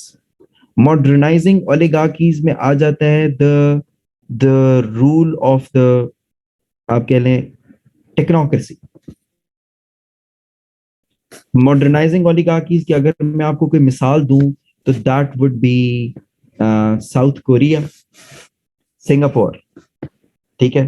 That can be named as modernising oligarchies. फिर अगर उससे और नीचे जाऊं तो then come the totalitarian oligarchies. वो ओलिगार्क जो कि टोटलिटेरियन इन नेचर है। टोटलिटेरियन का मतलब होता है एब्सोल्यूट रूल करने वाला। इसके अंदर आप देख सकते, इसके अंदर कौन आ जाएगा? इसके अंदर आ जाएगा आपकी जो मिलिट्री डिक्टेटरशिप होती है, that is totalitarian oligarchy.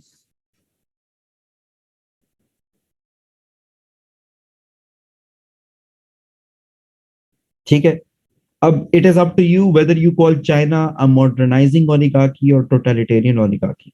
It is up to you if you call Vladimir Putin modernizing oligarchy, totalitarian oligarchy, और ट्यूटिलरी डेमोक्रेसी और इन पॉलिटिकल डेमोक्रेसी। आप जो मर्जी के इलेक्शन तो होते हैं वहां पे। It depends on how you view it. And the final thing is the traditional oligarchies, ये जो बादशाहतों का निजाम है। तो सिस्टम चाहे कोई भी हो, इनमें से हमारे मुल्क सोसाइटी के अंदर एलिट जरूर एग्जिस्ट करेंगे, चाहे वो टोटलिटेरियन डेमोक्रेसी हो, ट्यूटेलरी डेमोक्रेसी हो, कुछ भी हो, भाई एलिट जरूर होंगे। ईरान इज एन ओलिगार्की, लेकिन again it's depends on how you portrait. उसको आप पॉलिटिकल डेमोक्रेसी भी कह सकते हैं। तो इन सारी चीजों, इन सारे डेमोक्रेटिक, सॉरी, इन सारे गवर्नमेंट सेटअप्स के बीच में जो एक चीज कॉमन है वो ये है कि स्टेट के जो ऑर्गन्स हैं, एग्जीक्यूटिव, लेजिस्लेचर, जुडिशरी, उनके बीच में जो डिफरेंस है वो इतना क्लियर कोई नहीं है। ठीक है? मतलब देखिए ना, आप किस सिस्टम के अंदर एक्सपेक्ट करते हैं कि बिल्कुल क्लियर होगा जो डिफरेंस है अमंगस्ट जितने भी मैंने अभी आपको सिस्टम्स बताए हैं, इनमें सबसे ज्यादा क्लैरिटी किसके अंदर होनी चाहिए? About the distribution of power between the systems, sorry, between the organs. Of course in a democracy, in a democracy, in a liberal democracy, सबसे ज्यादा क्लैरिटी, क्योंकि वो एक आयन के मुताबिक चलने वाली एक एक जगह होती है। पाकिस्तान का भी आयन मौजूद है, पाकिस्तान में भी डिस्ट्रीब्यूशन ऑफ पावर है between organs, but is it clear? No, it is not. because writing something on the paper is one thing and then implementing is something else. और जब आपके मुल्क के अंदर ये जो एग्जीक्यूटिव, लेजिस्लेचर और जुडिशरी के बीच में जो फर्क है, जो डिस्ट्रीब्यूशन ऑफ पावर है, अगर ये क्लियर ना हो तो सबसे ज्यादा नुकसान कौन सा ऑर्गन उठाता है?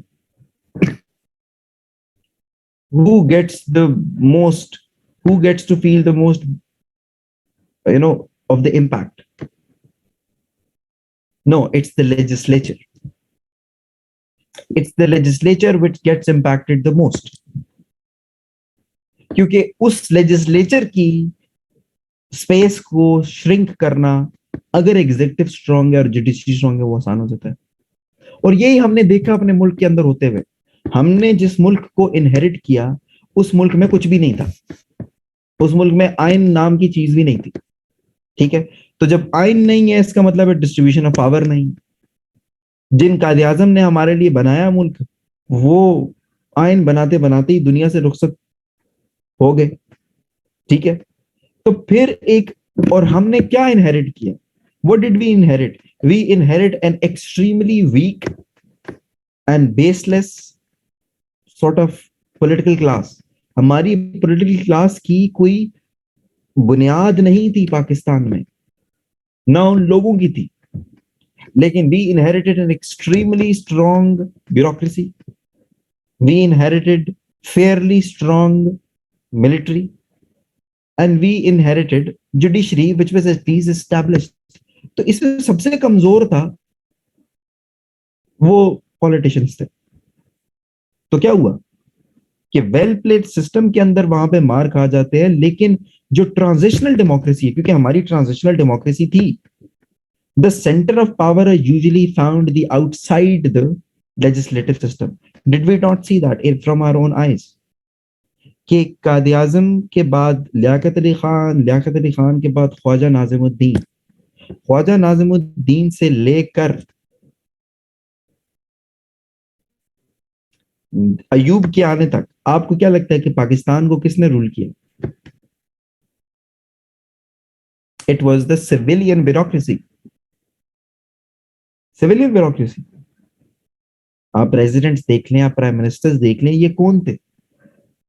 ये civilian bureaucracy, which started getting itself involved in the politics because they think that they are better. So after independence, political instability did not allow the political institutions to develop. और जब ये political institutions develop नहीं हुए, तो political culture भी develop नहीं हुआ। देखिए, आप आज सोचते हैं ना कि यार मेरे मुल्क में ऐसा क्यों है कि ये 2-3 पार्टीज हैं, वो भी लोगों ने अपने नामों पे बनाई हुई और वही चल रही।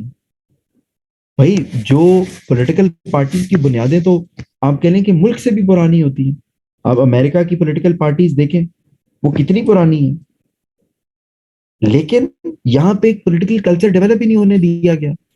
ब्यूरोक्रेसी ने पहले खुद और फिर मिलिट्री के साथ मिलके, जुडिशरी के साथ मिलके यहाँ पे अपना कंट्रोल रखा, तो पॉलिटिकल कल्चर डेवलप नहीं हुआ। और सिविल सर्विसेज ने, ब्यूरोक्रेसी ने, मिलिट्री ने इसका एडवांटेज लिया और उन्होंने पॉलिसी मेकिंग में इन्वॉल्वमेंट शुरू कर दी। तो ये जो पहला मार्शल लॉ लगाया था, ये किसने लगाया था?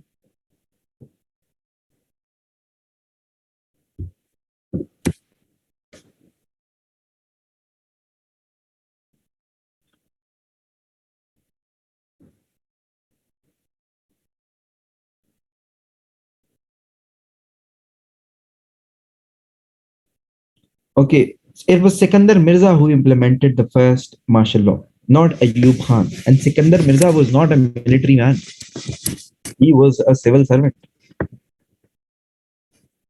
Okay, why does it matter, Abdurrahman, that if he was the grandson of Mir Jafar?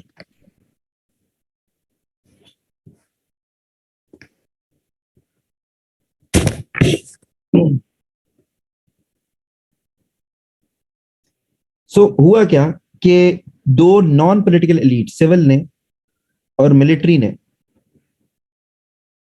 yes, but he was a bureaucrat.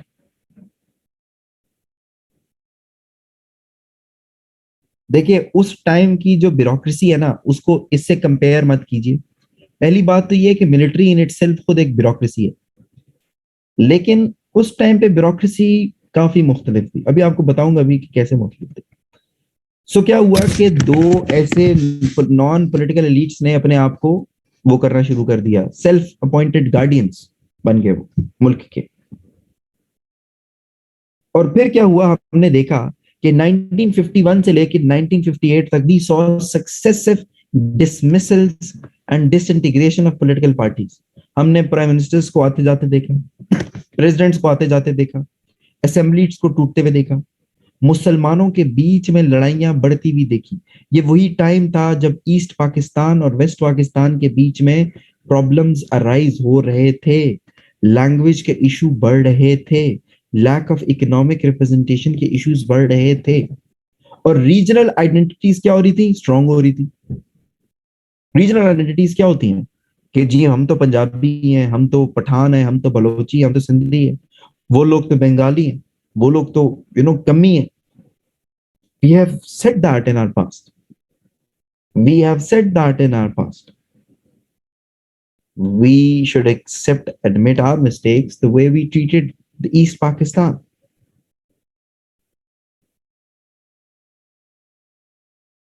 ठीक है, तो इस तरह के प्रॉब्लम्स आना शुरू हुए कि मुस्लिम नेशनलिज्म मर गया 1947 में। उस चीज ने जिसको आपने पाकिस्तान दिलवाया, जिसने आपको मुस्लिम नेशनलिज्म, वो खत्म होने लग गया। क्योंकि देखिए ना, अब मुस्लिम नेशनलिज्म क्या था उस टाइम, हम कहते थे कि पाकिस्तान का मतलब क्या, नारे लगाते थे कि हम सब मुसलमान हैं, हमें पाकिस्तान चाहिए। तो कभी आपने सोचा है कि 14 अगस्त 1947 के बाद हम ये सब क्यों भूल गए हैं कि हम मुसलमान और हमें पाकिस्तान चाहिए, और मिल गया तो इकट्ठे रहे। उसकी वजह यह है कि हम इनहेरेंटली मजहब के ऊपर एक दूसरे को आइडेंटिफाई करते ही नहीं है, हम तो जात के ऊपर करते हैं। और अगर मजहब के ऊपर करें भी तो मजहब पे नहीं करते, सेक्ट पे करते। That shows how what kind of people we are.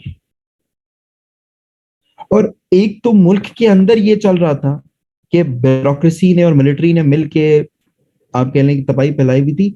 और उस टाइम पे एक्सटर्नल फैक्टर्स भी ऐसे थे कि उन्होंने फेवर किया इनको, क्योंकि उस टाइम पे चल रही थी दुनिया में कोल्ड वॉर। उस टाइम पे पाकिस्तान को चाहिए थी सपोर्ट, और अमेरिका ने उसको सपोर्ट की। आजकल देखिए ना, अमेरिका क्या करता है कि जी फलां मुल्क में डेमोक्रेसी है तो फलां मुल्क में डेमोक्रेसी नहीं है। कोल्ड वॉर में इन्होंने किसी को नहीं देखा, इन्होंने देखा कि जो मुल्क सपोर्ट कर रहा है बस उसको सपोर्ट करो। तो उनकी गवर्नमेंट को कंसोलिडेट किया अमेरिका ने। Why did America accepted Ayub as president? They should have said it, na? कि no, you're not a democratic leader. I don't accept you.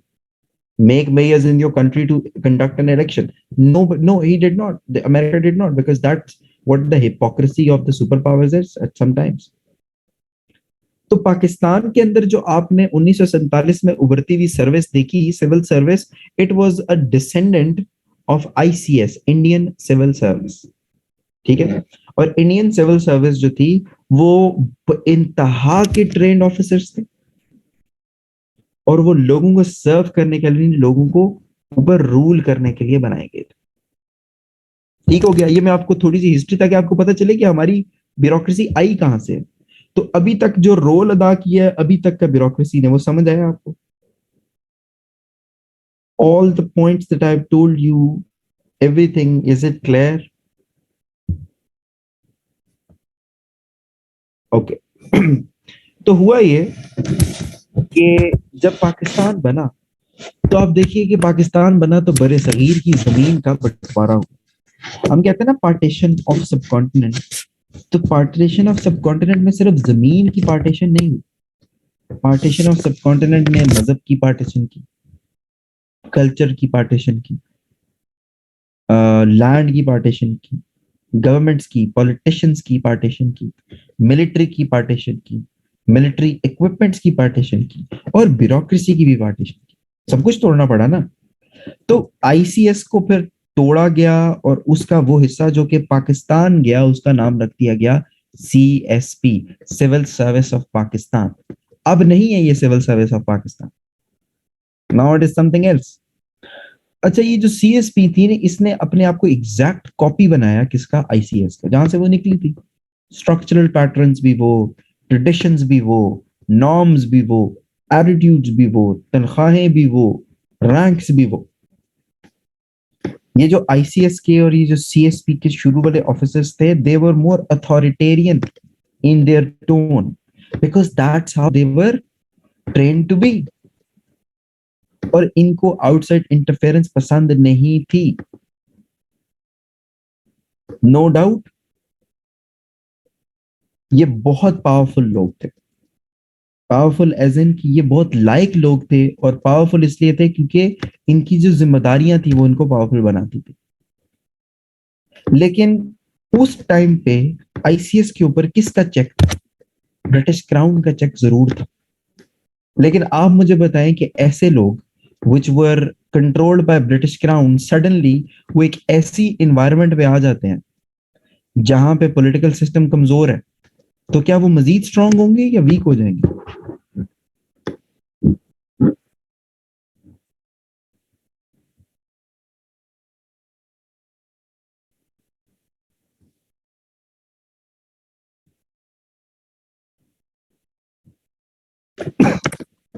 वो मजीद स्ट्रांग हो जाएंगे, और यही हुआ। उनको मौका मिला कि भाई अब तो हमें रोकने वाला भी कोई नहीं है, तो वो मजीद स्ट्रांग हुए। अच्छा, ब्यूरोक्रेसी का बंटवारा भी मजहब के नाम पे हुआ। मतलब ये भी देख लें कि कितनी अजीब सी बात है, क्योंकि उस टाइम पे पाकिस्तान के उस टाइम पे सब कॉन्टिनेंट के अंदर ना 9% मुस्लिम थे। ब्यूरोक्रेसी के अंदर बहुत कम अमाउंट है ये, 9%। और उन 9% में से भी 5 या 7 ऐसे थे जिनका रैंक जो था वो 19 या अबव था। 5-7 ऐसे थे, बस दैट्स इट। तो उन लोगों को भी ऑप्शंस दिए गए। अब आईसीएस के मुसलमान ऑफिसर्स को 3 ऑप्शंस दिए गए। पहला कि आप जिस मर्जी सर्विस में चले जाएं, आप इंडिया में रहना चाहें, आप पाकिस्तान में रहना चाहें, पाकिस्तान चले जाएं। ना आपकी रैंक में कमी होगी, ना सैलरी में कमी होगी, ना पेंशन में कमी होगी, ना पर्क्स में कमी होगी। ये पहला ऑप्शन दिया गया। दूसरा ऑप्शन दिया गया था कि आप सर्विस छोड़ दें, ठीक है, और आपकी जितनी भी सर्विस बाकी रहती है, उसकी जितनी भी तनख्वाह बनती है, उसकी जितनी भी पेंशन बनती है, वो भी हमसे ले लें। तीसरा कहा कि आप सर्विस छोड़ के दोबारा से अपने मुल्क जाके अपने आप को री एंटर करवाएं। अब most of the people they took the first option, ठीक है। और वो 101 मुसलमान अफसर था वहां पे इंडिया में, सब कॉन्टिनेंट में। उनमें से 95 ने कहा कि हम पाकिस्तान जाएंगे। अब ये 101 बंदा कौन था? वो लोग जो कि आईसीएस और आईपीएस से ताल्लुक रखते हैं ना। माइंड यू, यहाँ पे भी मैं आपको एक चीज क्लियर कर दूं। इंडियन सिविल सर्विस उस time, it meant the administrative service. उस टाइम पुलिस सर्विस अलहदा थी, ठीक है, आज भी अलहदा है, उस टाइम भी थी, लेकिन उस टाइम जरा केडर बेस्ड थी। तो इन दो सर्विसेज में 101 जो पाकिस्तानी ऑफिसर्स थे, जो मुसलमान, उनमें से 95 ने पाकिस्तान आना बेहतर समझा। तो उस टाइम की जो सर्विस थी ना, जिसको अब सिविल सर्विस ऑफ पाकिस्तान की जो सर्विस थी, वो कैडर बेस्ड सर्विस थी। 1947 से लेके 1973 तक की जो सर्विस थी, that was cadre based service. Cadre based service का मतलब ये था, यार हम अभी कुछ और पढ़ रहे हैं, तो प्लीज पहले जरा ये सुनना।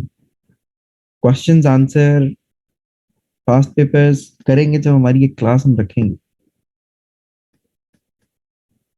कैडर बेस्ड सर्विस क्या होती है, वही आपको बताने लगा। कैडर बेस्ड सर्विस का मतलब ये है कि आज तो कहा जाता है ना ऑक्यूपेशनल ग्रुप, उस टाइम कहा जाता था केडर, ठीक है। केडर में क्या था कि एक there was a sense of community. I know what question you are referring to, I gave CSS 2020 exam. But जब हो जाएगा सब कुछ तो मैं बता दूंगा आपको, प्लीज बीच में ना मत कीजिए।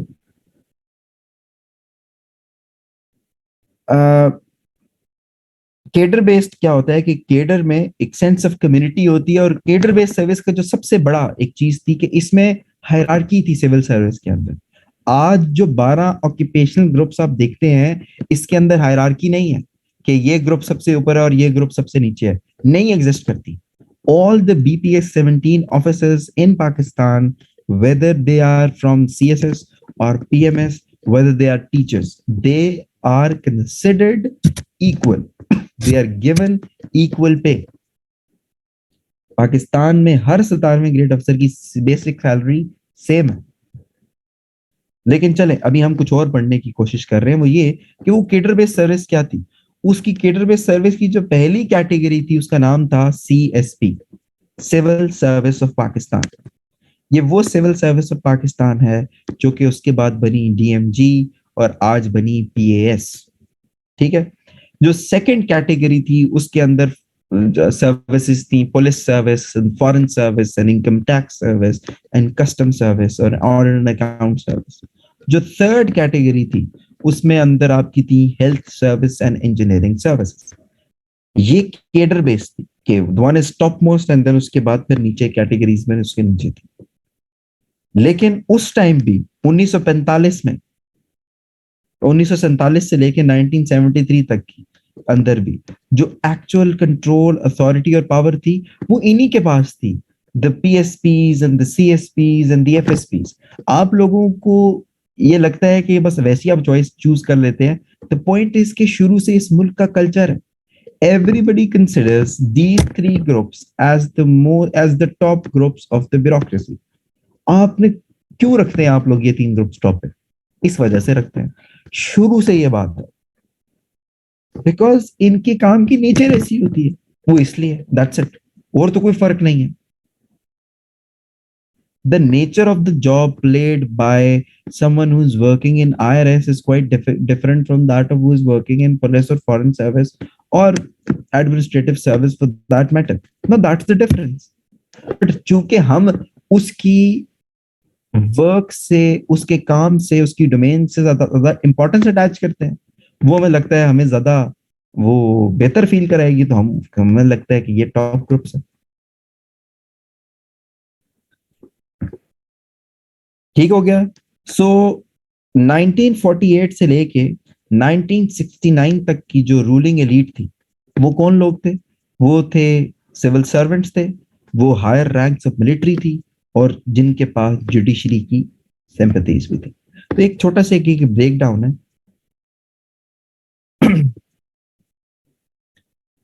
देखिए, perks and privileges with in occupational groups भी सेम नहीं होते हैं Faizan. Within the occupational group, perks and privileges, and first of all, why do we have to know it right now? Why, like, do you have to know it right now? What are the perks and privileges? But no, they're not the same. Even within the occupational group, they're not. It depends on your post. If you think that wherever you are posted in the country, आप police में गए हैं या administrative service में गए हैं, तो आप पाकिस्तान में कहीं भी होंगे तो आपके पास घर भी होगा, तो आपके पास गाड़ी भी होगी, तो यू आर मिस्टेकन। ऐसा नहीं होता। फर्क है, बहुत फर्क है चीजों के अंदर। हमारी सोचने की बातें और होती हैं, रियलिटी कुछ और होती है। Indian civil service is not cadre based now, no it is not. वो ये चीज बदल चुकी है। ठीक है। हाँ, उनकी रिक्रूटमेंट अभी भी अलग है, अभी भी अलग है उनकी रिक्रूटमेंट इंडिया की, लेकिन वो इस तरह से नहीं है। पाकिस्तान में 1951 से 1957 तक तो सीधा सीधा ब्यूरोक्रेटिक रूप था।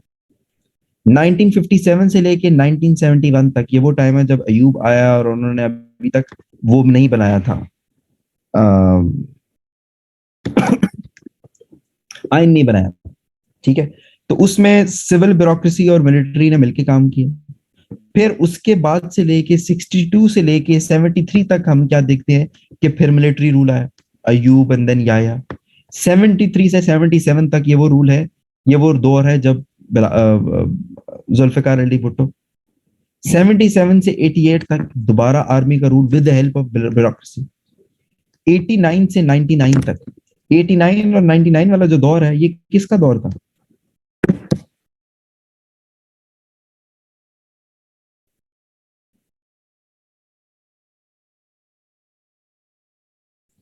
ये दौर था म्यूजिकल चेयर का पाकिस्तान में, कि जब इस कंट्री के साथ, इस कंट्री की प्राइम मिनिस्टरशिप और प्रेसिडेंसी की कुर्सी के साथ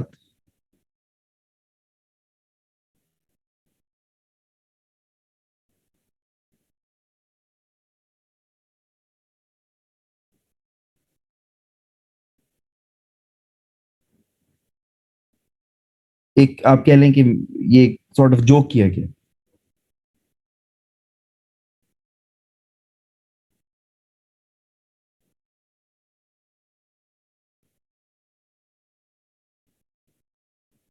ठीक हो गया।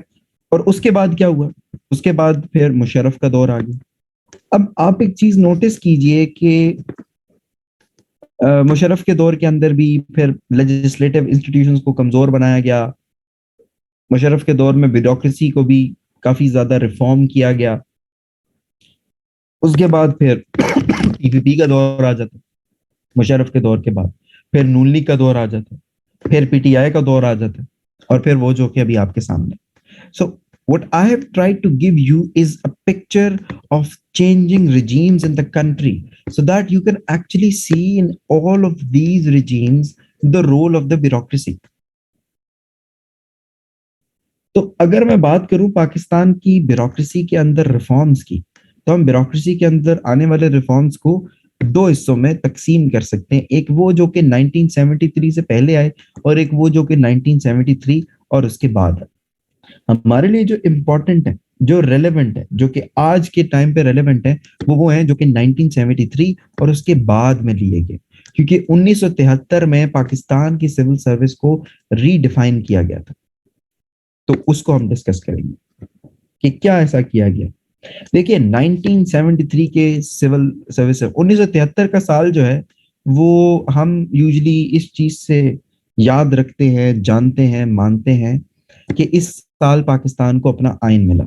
लेकिन पाकिस्तान को आइन मिलने के बाद अगर कोई सिग्निफिकेंट चीज मिली, तो वो ये 1973 के सिविल सर्विसेज रिफॉर्म्स थे।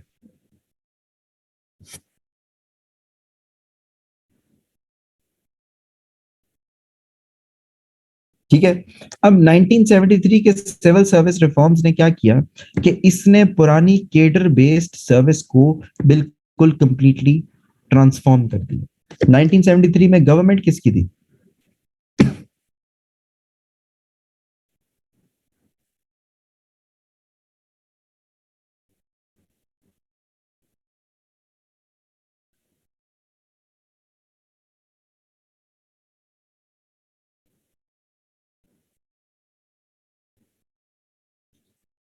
It was the government of Bhutto.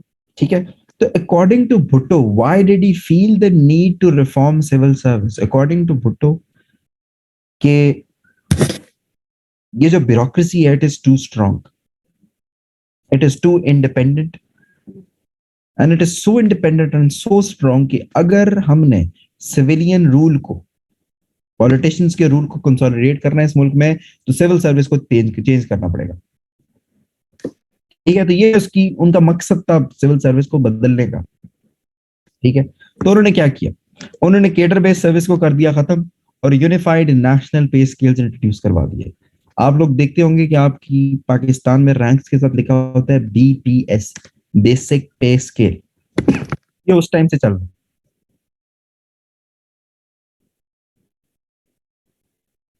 ठीक है। इसी तरह ही also introduced joint pre civil services training programme, जिसको आप कहते हैं ना सीटीपी। बड़ा शौक होता है प्रोबेशनर्स को सीएसएस करने का, कि जी सीटीपी करने जाएंगे। तो बहुत शौक होता है, हमें भी था, मुझे भी था, ये सबको होता है। लेकिन ये इंट्रोड्यूस भुट्टो ने करवाया, क्योंकि उससे पहले 12 के 12 ग्रुप्स अलग अलग ट्रेनिंग करते थे, उनका शुरू में कोई मॉड्यूल था ही नहीं। ये क्यों करवाया होगा? ताकि उनके बीच में एक हुई तो हम आंगी हो ना बीच में से ग्रुप्स के। फिर जिस चीज ने कबाड़ा किया सिविल सर्विस का, ये तो चीजें ठीक थी, चलो इससे कोई फर्क नहीं पड़ता।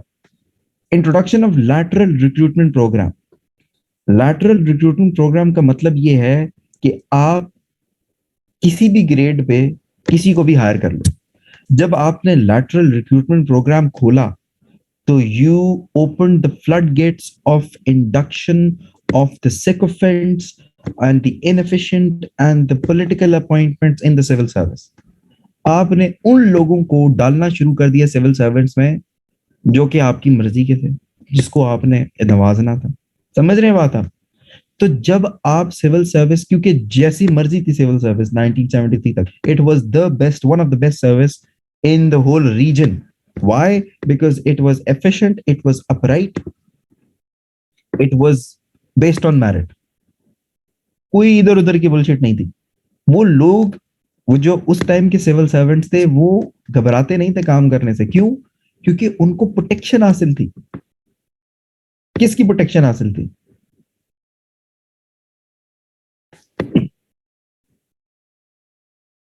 लॉ से ऊपर हमारा फिर कॉन्स्टिट्यूशन आता है। उनको कॉन्स्टिट्यूशनल प्रोटेक्शन हासिल थी कि once a civil servant is appointed somewhere, उसको आप पोस्ट से हटा ही नहीं सकते, उसकी ट्रांसफर ही नहीं कर सकते आप, जब तक आप कोई सही वैलिड रीजन ना दे। आज तो ये मजाक बन गया ना। If you post someone in a certain area और इन अ सर्टेन कंट्री और इन अ सर्टेन डिपार्टमेंट, आप उसको नहीं निकाल सकते जब तक उसका टेन्योर नहीं पूरा होगा। सच अ बिग थिंग। लो, तो एक तो लैटरल रिक्रूटमेंट प्रोग्राम ने कबाड़ा किया, उसने वो लोग घुसाए जो कि इनएफिशिएंट थे। तो जो एफिशिएंसी का जो स्ट्रक्चर था ना कि नीचे से लोग हायर होंगे और वही लोग ऊपर आएंगे, वो टूट गया। प्रोविजन ऑफ हॉरिजॉन्टल मोबिलिटी ले आया गया कि अगर विद इन द सर्विस आपने वो डिप्यूटेशन करनी है, वो भी पॉसिबल है। और फिर सबसे बड़ी चीज जो अभी मैंने आपको बताई, abolition of constitutional guarantee of tenure. ठीक है? तो कॉन्स्टिट्यूशनल गारंटी ऑफ जो आपका, ये जब खत्म किया गया, इसने काम को बहुत खराब किया।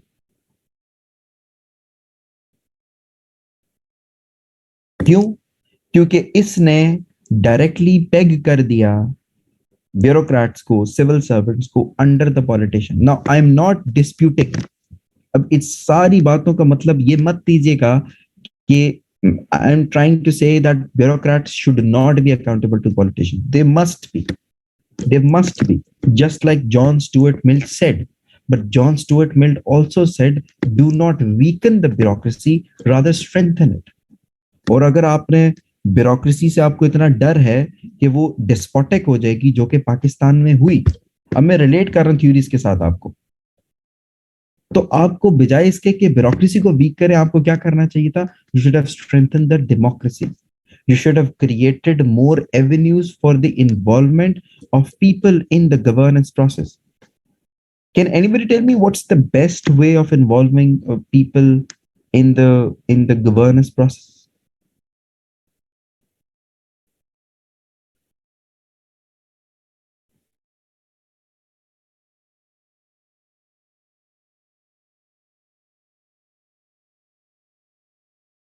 Local government, of course. Local government is the most convenient and the most efficient way. But ironically, आज तक किसी भी डेमोक्रेसी ने, जो अपने आप को डेमोक्रेसी कहती है, डेमोक्रेटिक गवर्नमेंट ने true form of local government introduce नहीं करवाया। जिन तीन गवर्नमेंट्स ने इंट्रोड्यूस करवाए, वो तीनों डेमोक्रेटिक नहीं थी। So we need to see कि where does the problem lie. It of course lies within us. तो जब आपने इस तरीके के रिफॉर्म्स लेके आए, no it does not mean changing occupational group within service. Of course आप वो भी कर सकते हैं। It meant deputations. Horizontal mobility का मतलब ऑक्यूपेशनल ग्रुप स्विच करना नहीं है, within your occupational group आपकी मूवमेंट है। ठीक है? It's not that of an important thing, but ये एक चेंज था।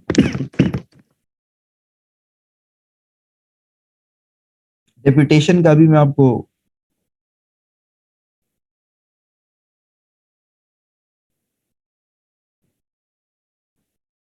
Okay, yes exactly. तो इससे क्या हुआ? सेरीन लेटरल रिक्रूटमेंट का मतलब यह है कि मैं इश्तिहार दूं कि मुझे 20वें ग्रेड में फला अफसर चाहिए, उसको मैं 20वें ग्रेड में हायर कर पाऊं। पहले ऐसा नहीं होता था। पहले 19th ग्रेड वाला ही 20th ग्रेड में जाएगा। और the services quota, you mean the arm forces quota? Yes, वो तो बाद में, बिल्कुल 1973 के बाद, उससे पहले नहीं। वो तो इनफैक्ट जिया ने इंट्रोड्यूस करवाया था। ओके, सो इससे हुआ क्या, एक तो जो सीएसपीस की जो डोमिनेंस थी वो खत्म हो गई, डाइल्यूट हो गई। और उससे लेकिन जो नुकसान हुआ वो ये कि आपने अपराइट ब्यूरोक्रेसी को, जो कि इंडिपेंडेंटली काम करती थी, आपने मार दी। वहां से डाउनफॉल शुरू हुआ। Now I have a homework for you guys. I hope that you guys have bought that book governing the ungovernable. सबके पास है? नहीं है तो मेरे ख्याल से ले लेनी चाहिए। कोई एक आधा किताब अगर कोई अच्छी पढ़ ले तो कोई फायदा ही होगा। जीपीपी के स्टूडेंट के लिए तो वो किताब बहुत जरूरी है। What I want you guys to do is I want you guys to read the chapter of civil service from that book, Governing the Ungovernable. ये इशरत हुसैन साहब की किताब है। यकीनन आप में से कुछ लोगों ने पढ़ी भी होगी, गवर्निंग द अनगवर्नेबल। जी, डॉक्टर इशरत हुसैन की जो किताब है, इसमें जो सिविल सर्विस का जो चैप्टर है वो आपने पढ़ना। ठीक है, अब मैं जरा आपको एक रिव्यू देता हूँ ओवरऑल पूरा, फिर मैं आपसे सवालात लूंगा। What we studied today, we started with the theories of bureaucracy. Theories के अंदर हमने देखा कि वेबेरियन डेमोक्रेसी ब्यूरोक्रेसी है। वेबेरियन ब्यूरोक्रेसी के अंदर हमने जो बेसिक सेलिएंट फीचर्स थे ब्यूरोक्रेसी के, वो हमने डिस्कस किए। उसके बाद फिर हमने जॉन स्टुअर्ट मिल को देखा कि उसने कहा कि बिल्कुल ब्यूरोक्रेसी को स्ट्रांग होना चाहिए, but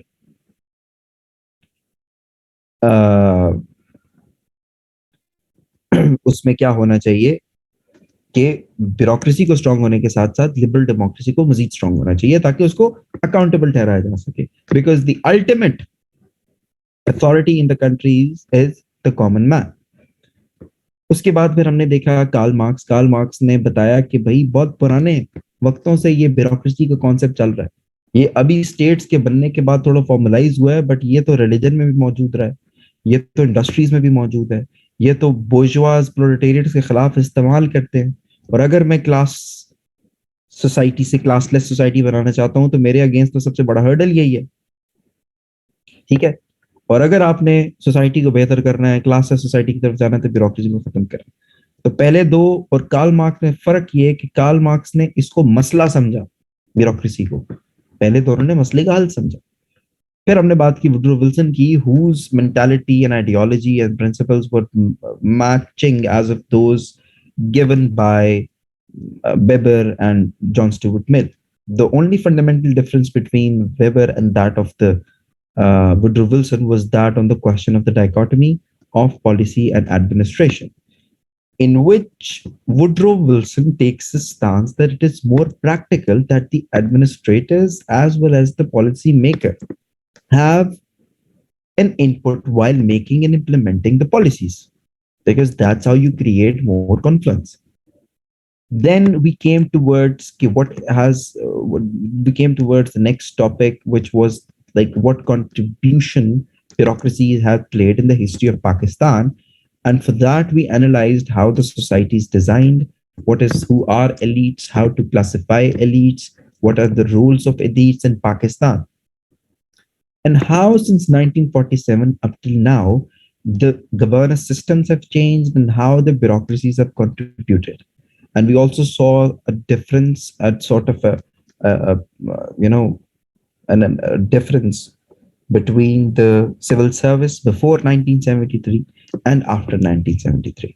Now I it's a recommendation, I'm highly recommending you guys please read that chapter. वो बहुत जरूरी आप पे पढ़ना, वो ऑप्शनल नहीं दे रहा मैं आपको। ठीक है, तो आई होप आपको आज का लेक्चर समझ भी आया होगा, कुछ नई चीजें आपके दिमाग में बैठी भी होंगी।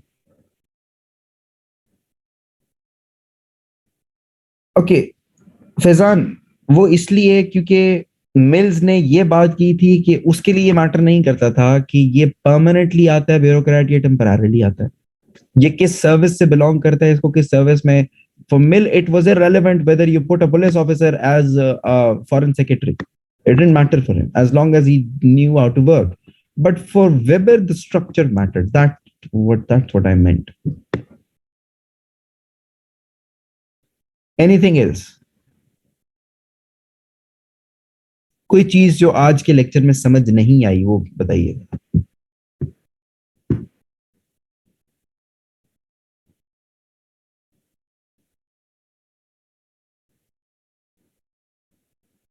Anything except for Faizan.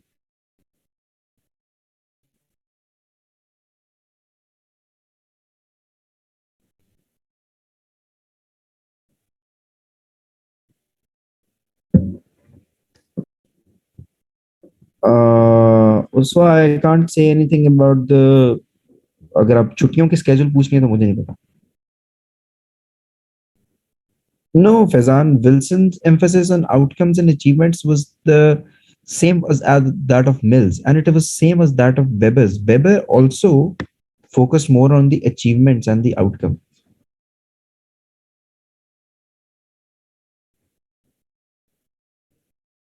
Abdul Rahman भाई, जर्मनी का कोई गवर्नेंस सिस्टम का इस तरह नाम नहीं है. जिस चीज की आप बात कर रहे हैं बेसिकली वो ये कहना चाह रहा था कि उस टाइम पे वेबर ने जो टाइम देखा, वेबर ने ऑटोवन बिस्मार्क को जर्मनी को रूल करते हुए देखा.